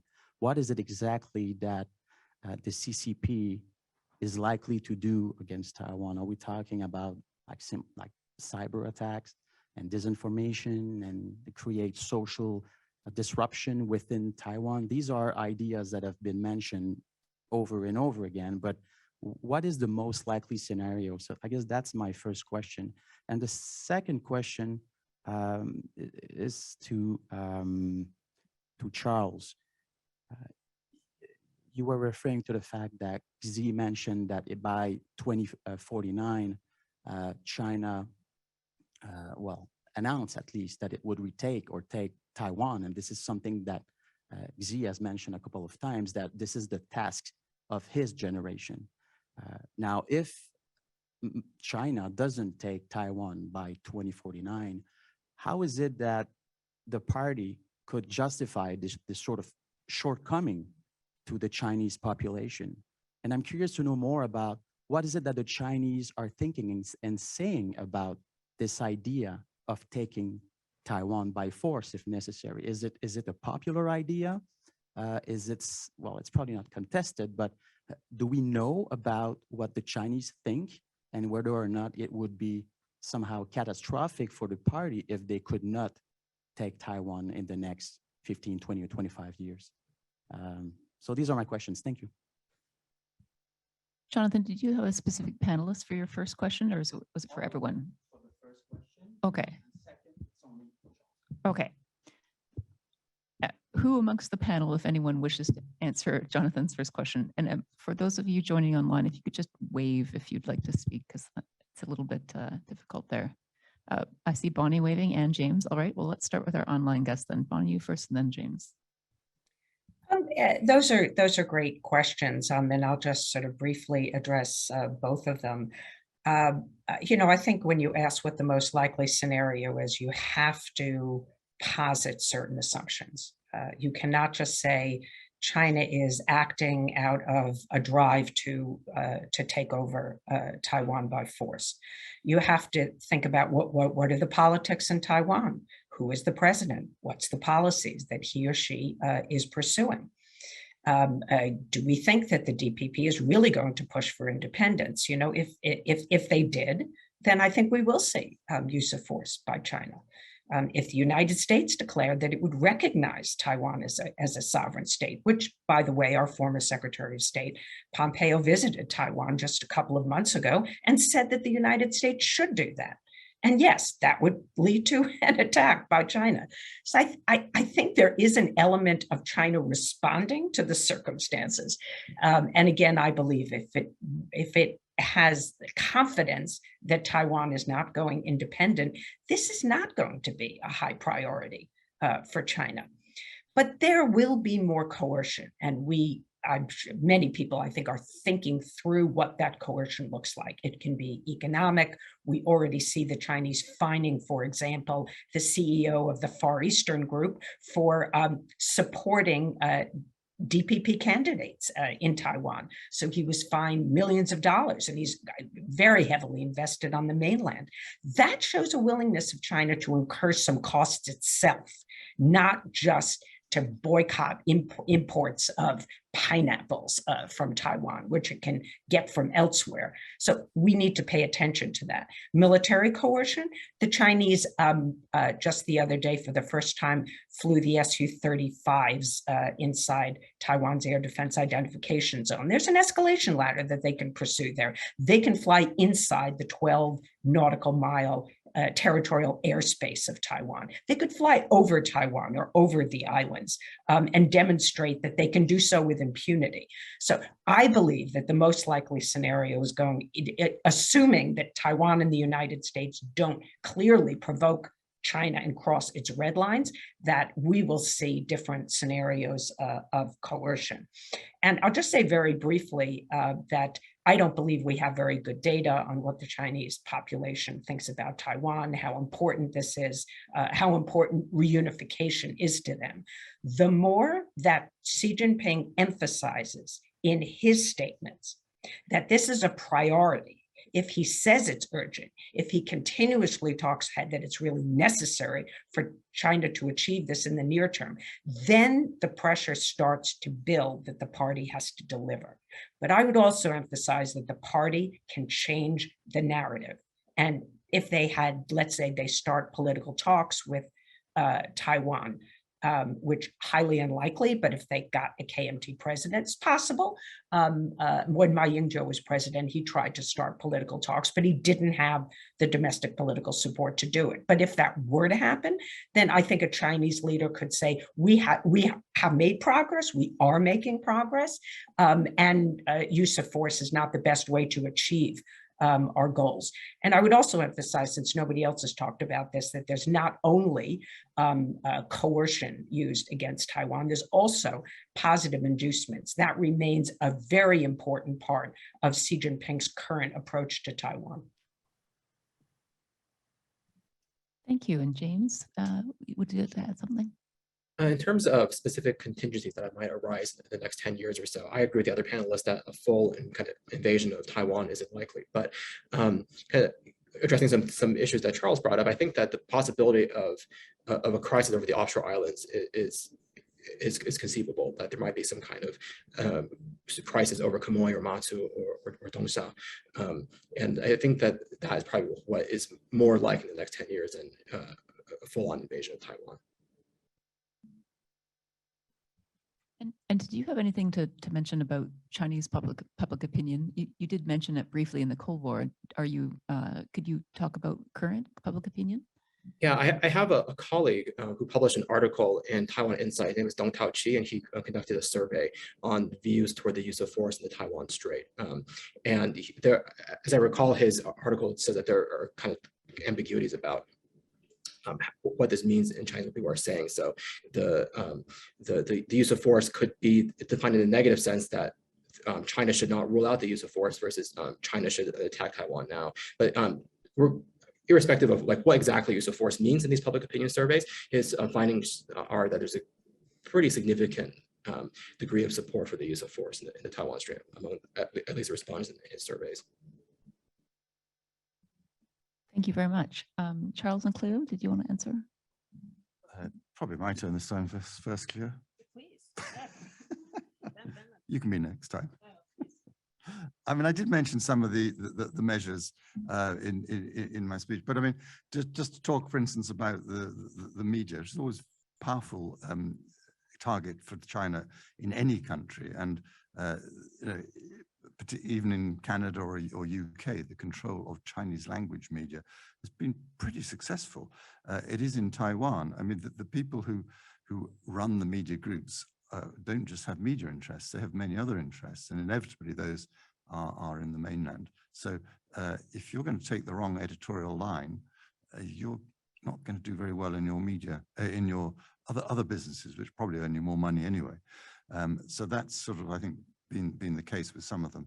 You know, Bonnie alluded to some of the economic warnings. I think they've been, you know, apples and pineapples have not been crucial, and not even actually the tourist ban, which I think Taiwan fairly successfully pre-COVID got round.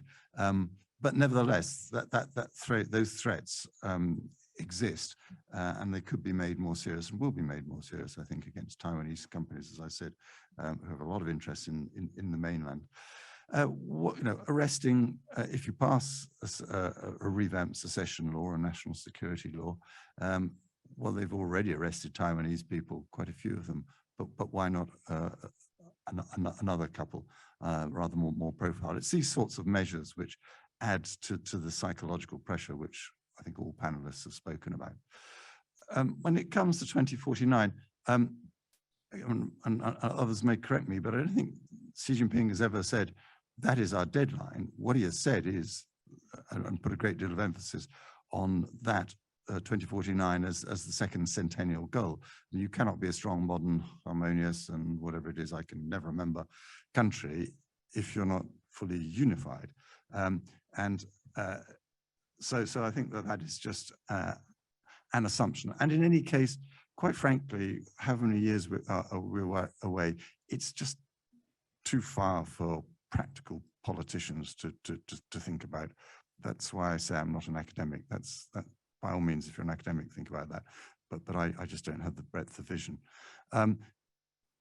What do the Chinese think about this? I don't ever underestimate the power of Chinese propaganda. If from the moment of the kindergarten right through your entire life, you're bombarded with a narrative, it's very difficult to come out with another one. Sometimes it's admirable when people do, but I think that's very much the exception.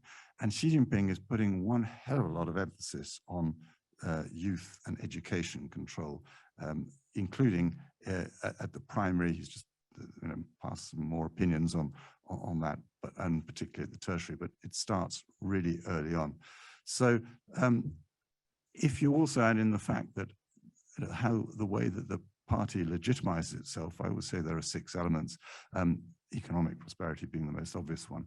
But one of them is this question of territorial integrity. So it's not just Taiwan. Taiwan is part of the process. We got back Xinjiang in 1950. We got back Tibet. We got back Hong Kong and Macau.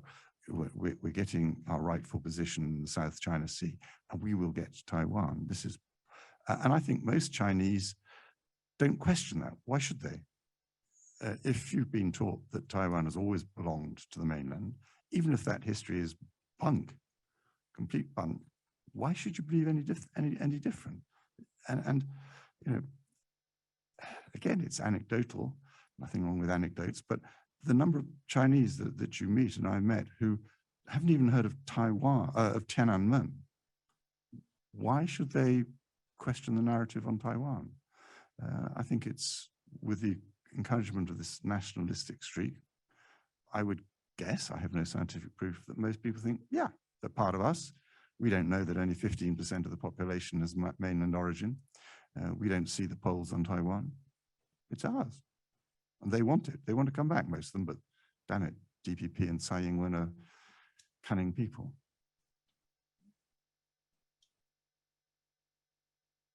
Thank you.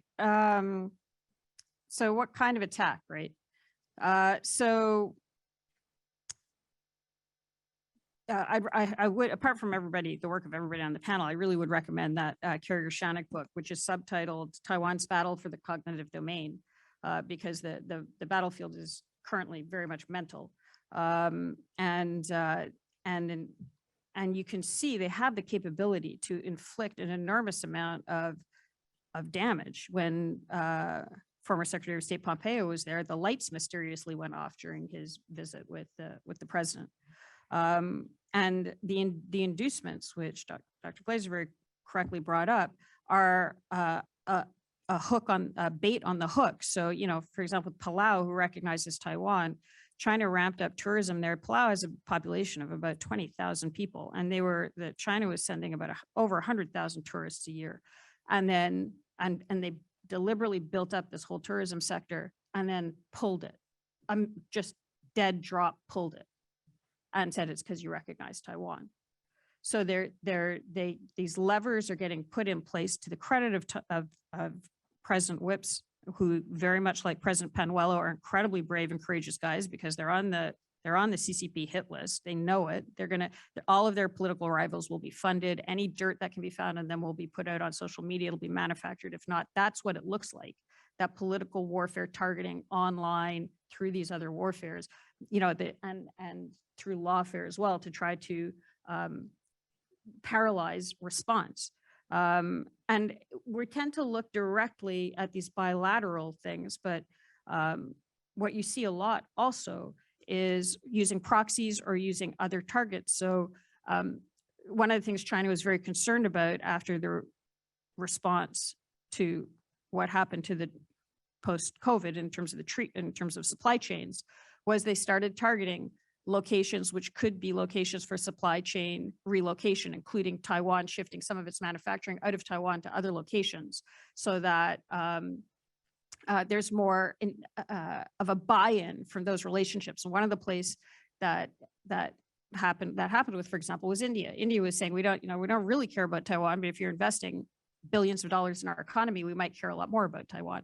And an iPhone parts manufacturing plant, a Winchester plant, was set up in India. And that plant was destroyed in a labor riot. And when I was sort of tracked back, they found out it was a Taiwanese plant, but the Taiwanese had sent mainland Chinese workers to manage it. A crisis had been created. The plant was destroyed. Images of that destroyed plant went all over social media. And the message was very much, don't redirect your supply chains out of China and to Taiwanese factories. We'll try to destroy your factories if you move them out of Taiwan. So that's very much what it looks like. And in terms of what the Chinese think, we did a project out of Chatham House where we asked the same, it had a lot of elements to it, but one of it was we asked the same set of questions to people in the strategic community of the US, the UK, France, India, the Kingdom of Tonga, Japan, and China. And one of the questions was, do you think there'll be a kinetic conflict with China in the next, before 2024? And I'd say maybe 20 to 30% of people from non-China said maybe. Almost all of the Chinese said yes. And the question was just the scale. So this goes to being psychologically prepared for conflict. The other question was, well, there were a lot, but one of the other ones was, do you think the UN Conventional Law of the Sea will be enforced in 2024? And all of the others except China were like, that's a dumb question. Of course it will. None of the Chinese said yes. They said either it'll be rewritten or adapted to make it more fit for purpose, fit for Beijing's purpose, or it'll be abandoned. So, you know, they are psychologically, this is their strategic community. These are the think tanks and whatever, being prepared for that kind of a situation. Bonnie, have you got a follow-up there? Thanks. I just wanted to comment quickly on two things. It is, of course, true that the Chinese people have been indoctrinated that Taiwan is part of China. So I'm sure that they all believe that.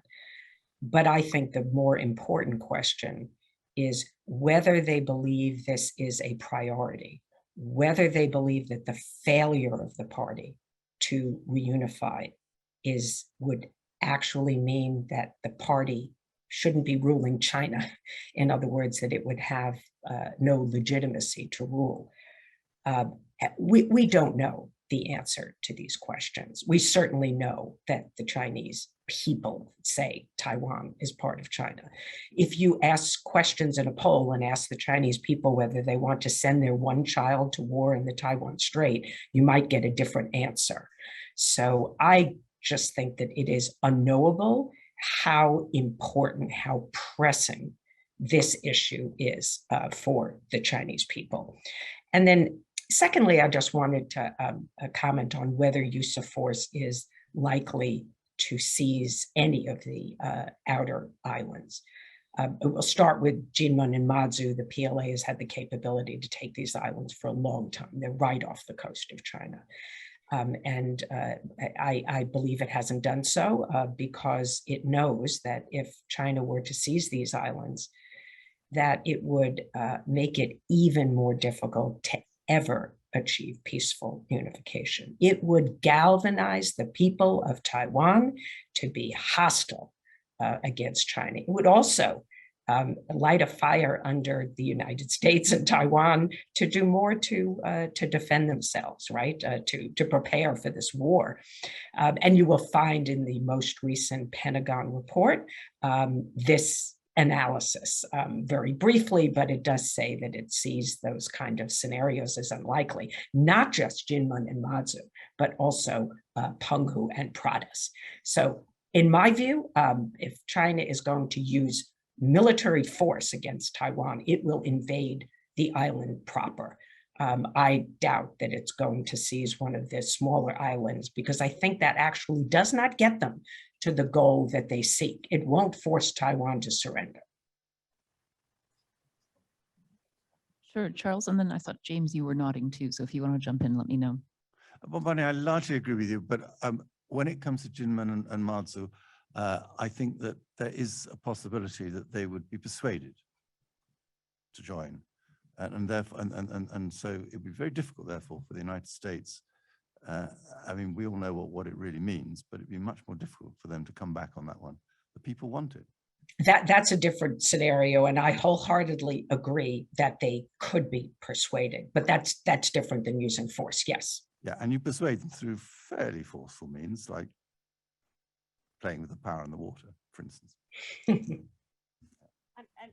if I may, just following on that, the question is, what's the goal? And if the goal, part of the goal is to show the US's Indo-Pacific allies that the US isn't going to back them in a fight, you know, taking a smaller island and the US not doing anything is a win.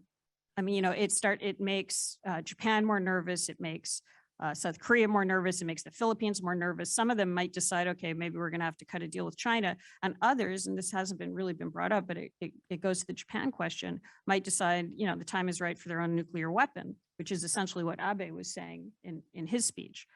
So if the narrow goal is to take Taiwan, then maybe that does or does not accomplish it. But if the larger goal is this competitive, comprehensive national power, and you want to strike a blow at US credibility in the region because it gives you advantages across the region, you think in terms of relative comprehensive national power, then maybe it does make sense. James, did you want to jump in there? Yeah, commenting on the question of the offshore islands. Bonnie's remarks are very well taken. I would see that as a conceivable scenario in a situation where Beijing just didn't think that achieving peaceful reunification was really possible, and maybe they're not prepared for invasion as of yet. But how Taiwan might react was no longer a concern for them.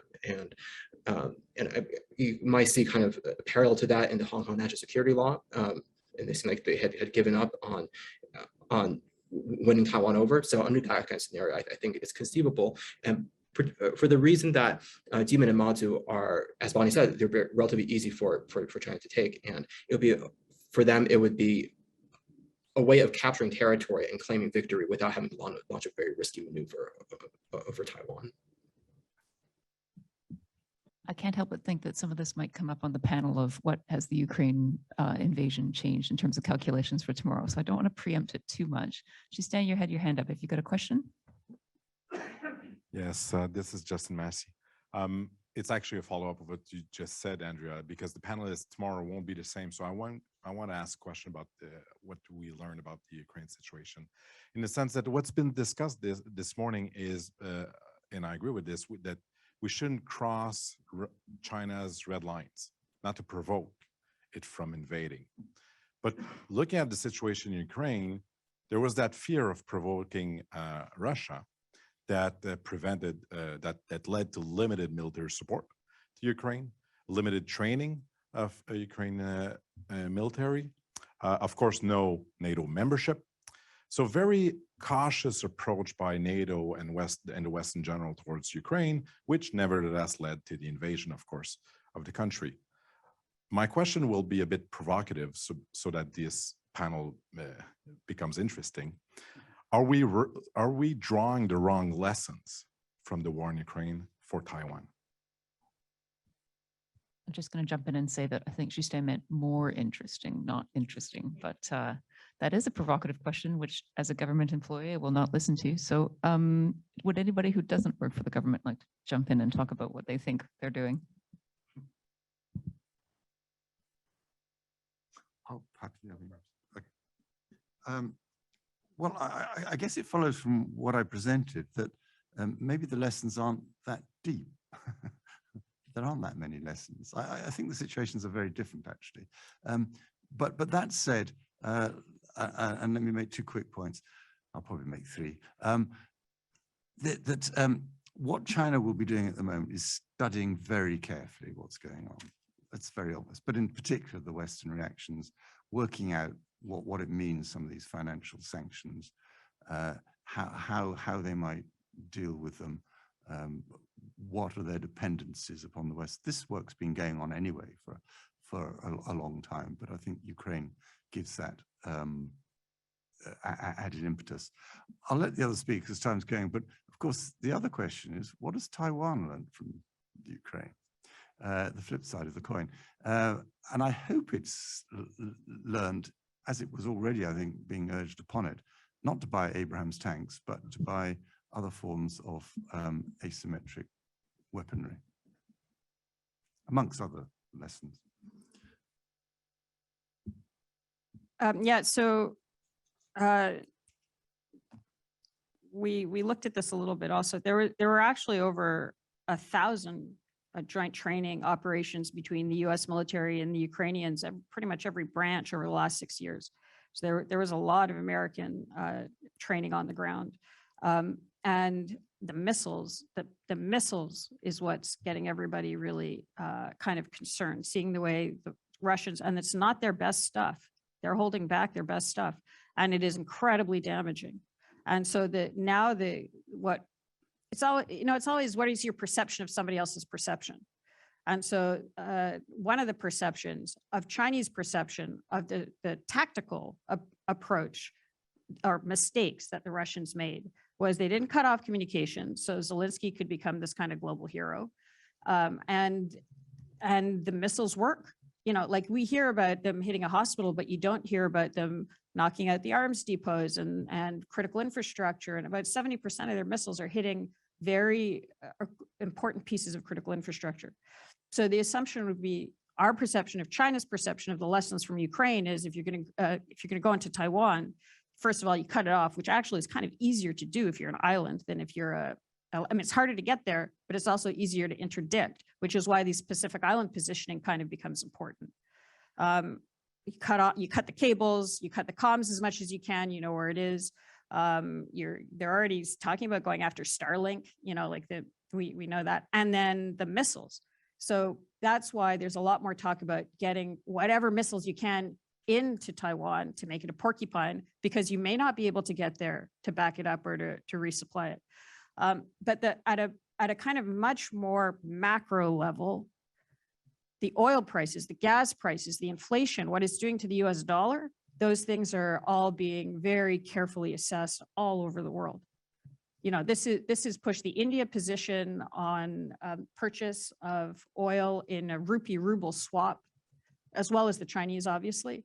The way that, you know, that the US is lecturing India but not exporting wheat because India wants to keep it for the domestic food security, but it's using the crop in order to try to sustain Sri Lanka in the face of a debt trap relationship that it has with China.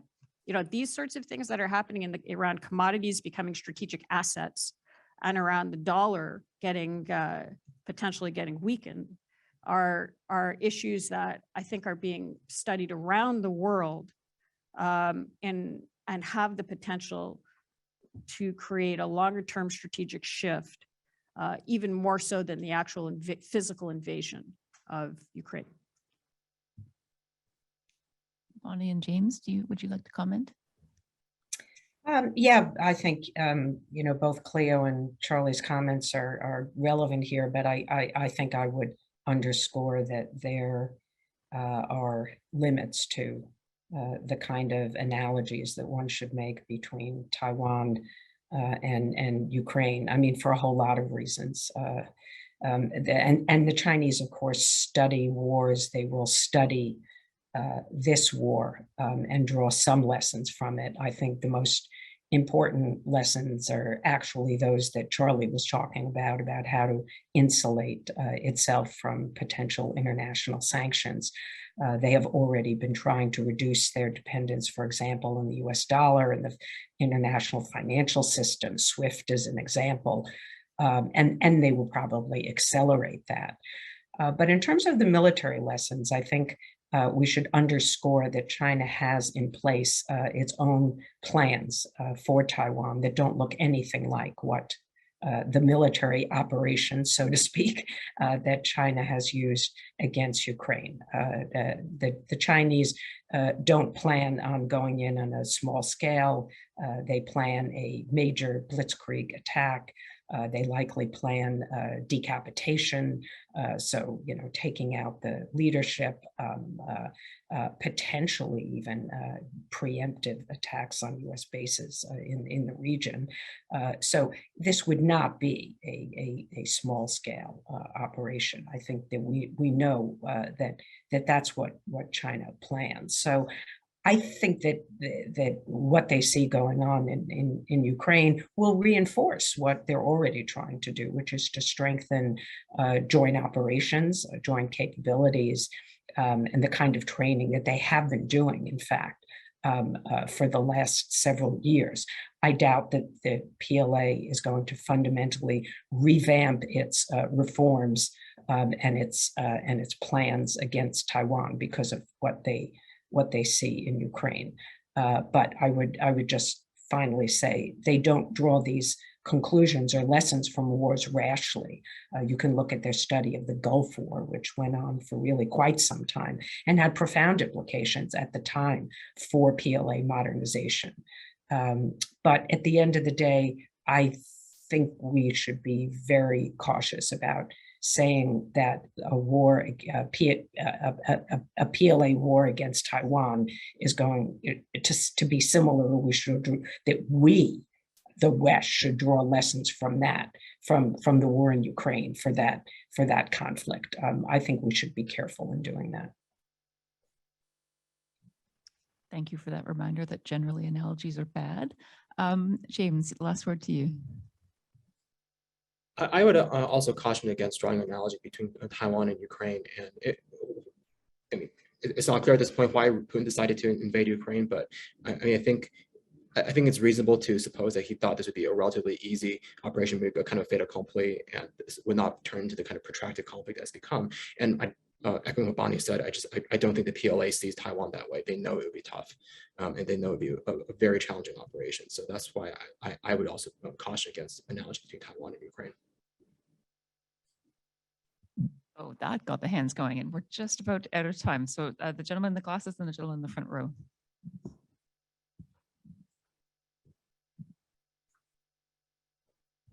Thanks a lot. Yeah, Derek Grossman with RAND. Two questions, one to Bonnie and one to Cleo. So going back to the conversation we've been having about the importance of deterrence and reassurance, I wonder, Bonnie, if you can tell us a little bit about your perspective on Biden's statement a couple of weeks ago when he was in Asia, when he was asked, point blank, would the U.S. militarily defend Taiwan if Taiwan was attacked by China? And he said yes. That I believe is the third time he has unambiguously said yes to that question in under a year. So is that, moving us more towards strategic clarity? I mean, I would think yes, but I'd like to hear your thoughts and also whether this is a gaffe, or if this is some sort of concerted effort by the president to kind of shift where we're at on our strategic ambiguity policy. And then for Cleo, the map on the EEZs in the Pacific is very interesting, but I guess I would tend to disagree a bit. I think Wang Yi's trip has kind of been a disaster because they wanted to ram that down, the Pacific Islanders' throats in terms of, regional security agreements. This needs to be done now. And many of them pushed back. And also on the fisheries agreement, the EEZ specifically, they pushed back. So I'm wondering, why do you think it's been a success for China? Because I don't think it has been.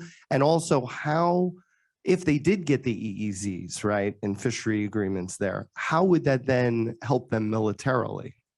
Because I didn't really see the connection there. Thanks. Bonnie? Yeah, Bonnie, you're up. Yes, thank you for the question, Derek. So in my view, it's not a gaffe. The president truly has a commitment to defend Taiwan. He wants to send that signal. He has done so several times. But he also believes that this is not a change in US policy. He keeps saying we have a commitment to defend Taiwan. And of course, well, the Taiwan Relations Act does not contain that commitment.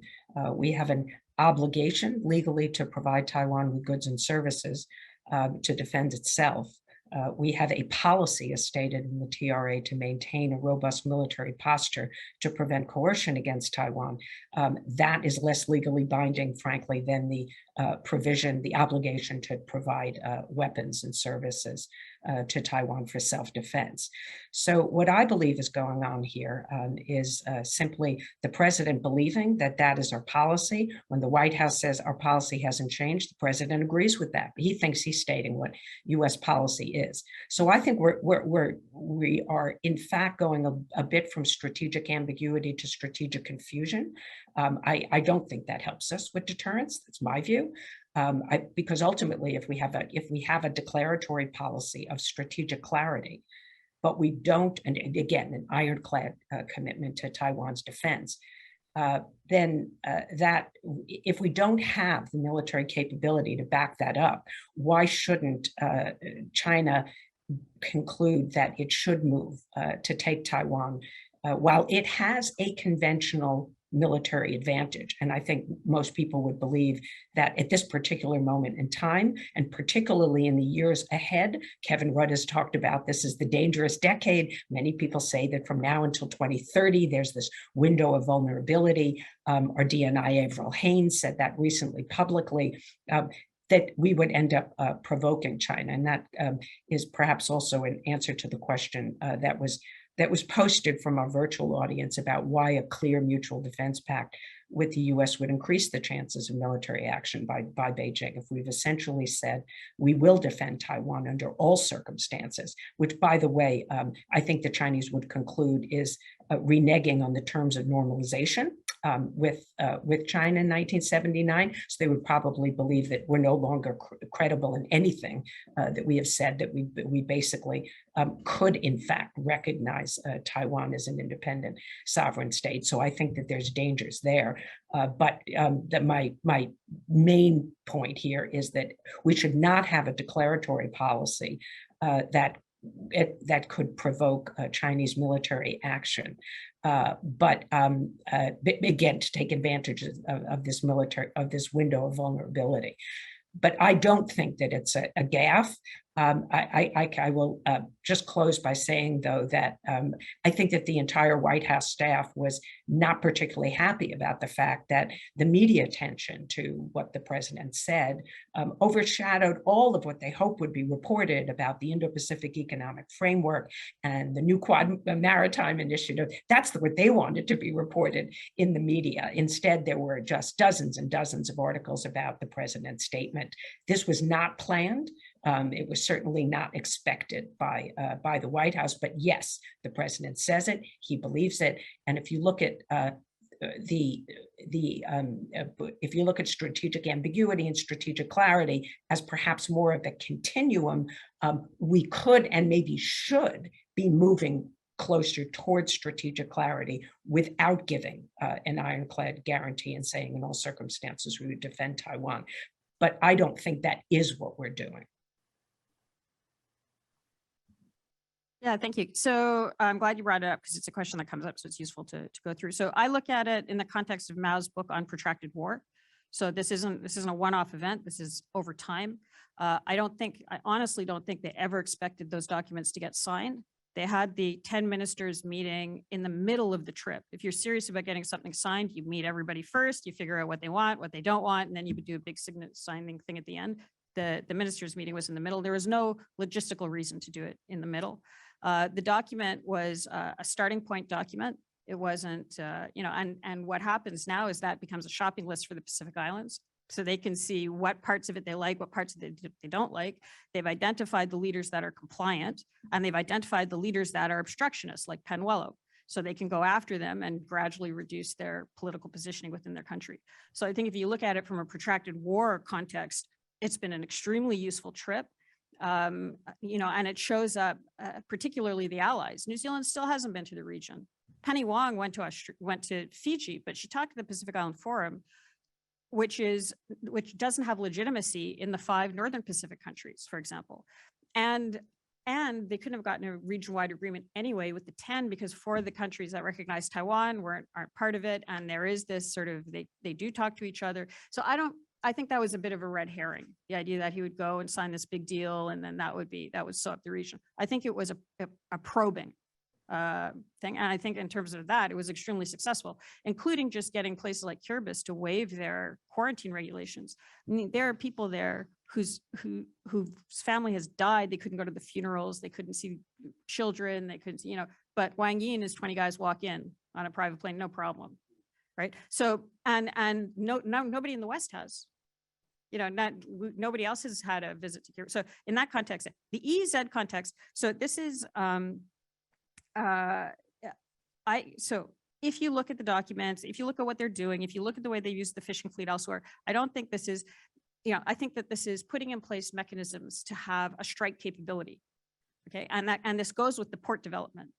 Identification of the cables. One of the things that Penuelo said in his letter very specifically was they know the Chinese research ships are going up and down the cables. Right? They know it. I mean, the president of FSM sees them doing it, right? So they're putting in place this capability to do that kind of thing. And part of what was offered to the region, which may very well be taken up, is HADR type of stuff, which allows pre-positioning of supplies. And we saw it with Tonga, with the Tonga volcano. It was, from what I can tell, the biggest Chinese HADR deployment. And they did it with amphibious. Like the Americans were doing, the Marines were doing exercises, flexing their muscles on the beach in the Philippines. The Chinese sent amphibious capability to Tonga. And the Australians had good willing and they sent the Adelaide, but the Adelaide broke down in port and brought COVID to Tonga, right? So it wasn't deliberate, it was unfortunate, But it shows that, and this was something else that we actually, the Chinese actually told us during our research on that Chatham House report, that they're looking at using HADR as an excuse to deploy throughout the region. So in that context, if you've got an excuse to have your subs in there, if you are controlling the maritime domain through what seems like commercial activity with the understanding, and it's an implicit threat that everybody in the region knows, the Australian intelligence service knows that this can be actioned, then it's useful to see where they are. Thank you. Okay, gentleman in the front row, and then Justina said we had a bit of time, so there's actually the gentleman with the glasses sitting on the panel. Also, you had a question, I think, too. Okay, two questions. All right.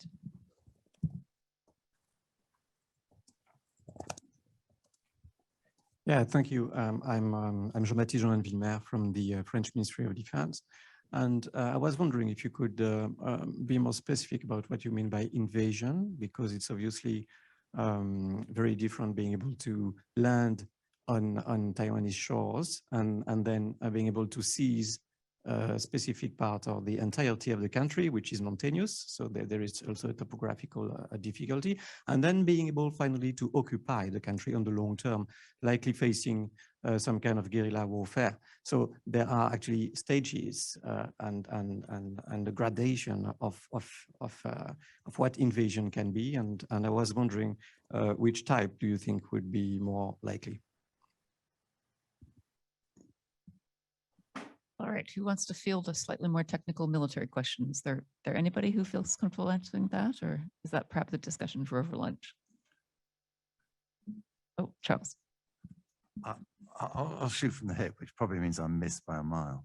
I wasn't necessarily sure, but you correct me that you were asking a particular military question, and the bit that I suppose was most interesting, and I haven't really thought about it, perhaps we should discuss it over lunch, is what happens if they do win the war, whatever form it takes? I mean, I think if it takes the form of invasion, the likelihood is that the place is going to be a mess. It won't be ground down like Mariupol, but if the Taiwanese have the faith in themselves and their democracy, which they might have, then it could be very nasty.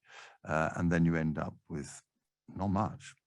But supposing they win through entropic warfare and they take over Taiwan in the way that they've taken over Hong Kong, then what do we see in the longer term? I really, we're into an interesting question there, and I haven't really thought about it, but I imagine we shall see the same sorts of processes that we've seen in Hong Kong. And of course, it's a reactive process. It depends how the locals react to that. But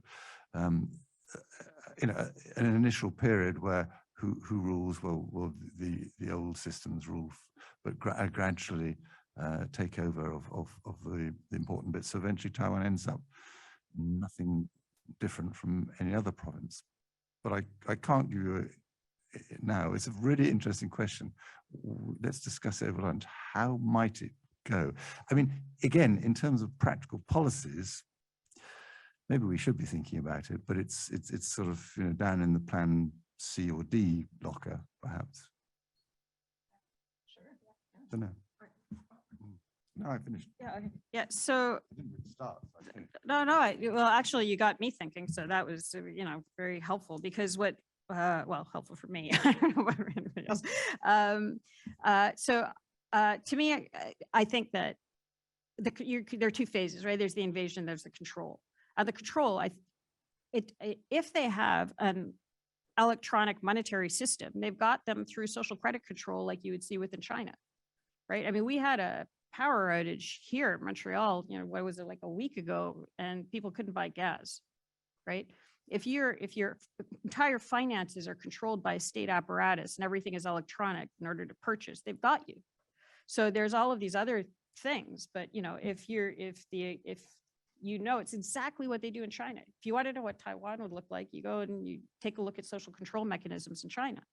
and how they use things like social credit. But what I would be interested to talk to you, to hear from, I know you can't because you're like government, but is France in the Pacific and your Pacific Islands and how you're handling this and how you're, I mean, there's the AUKUS thing, but Australia and France need each other in the Pacific if you're going to push back China's political warfare front. You know, New Caledonia shares a maritime border with Australia and with some of these EEZs that we've pushed.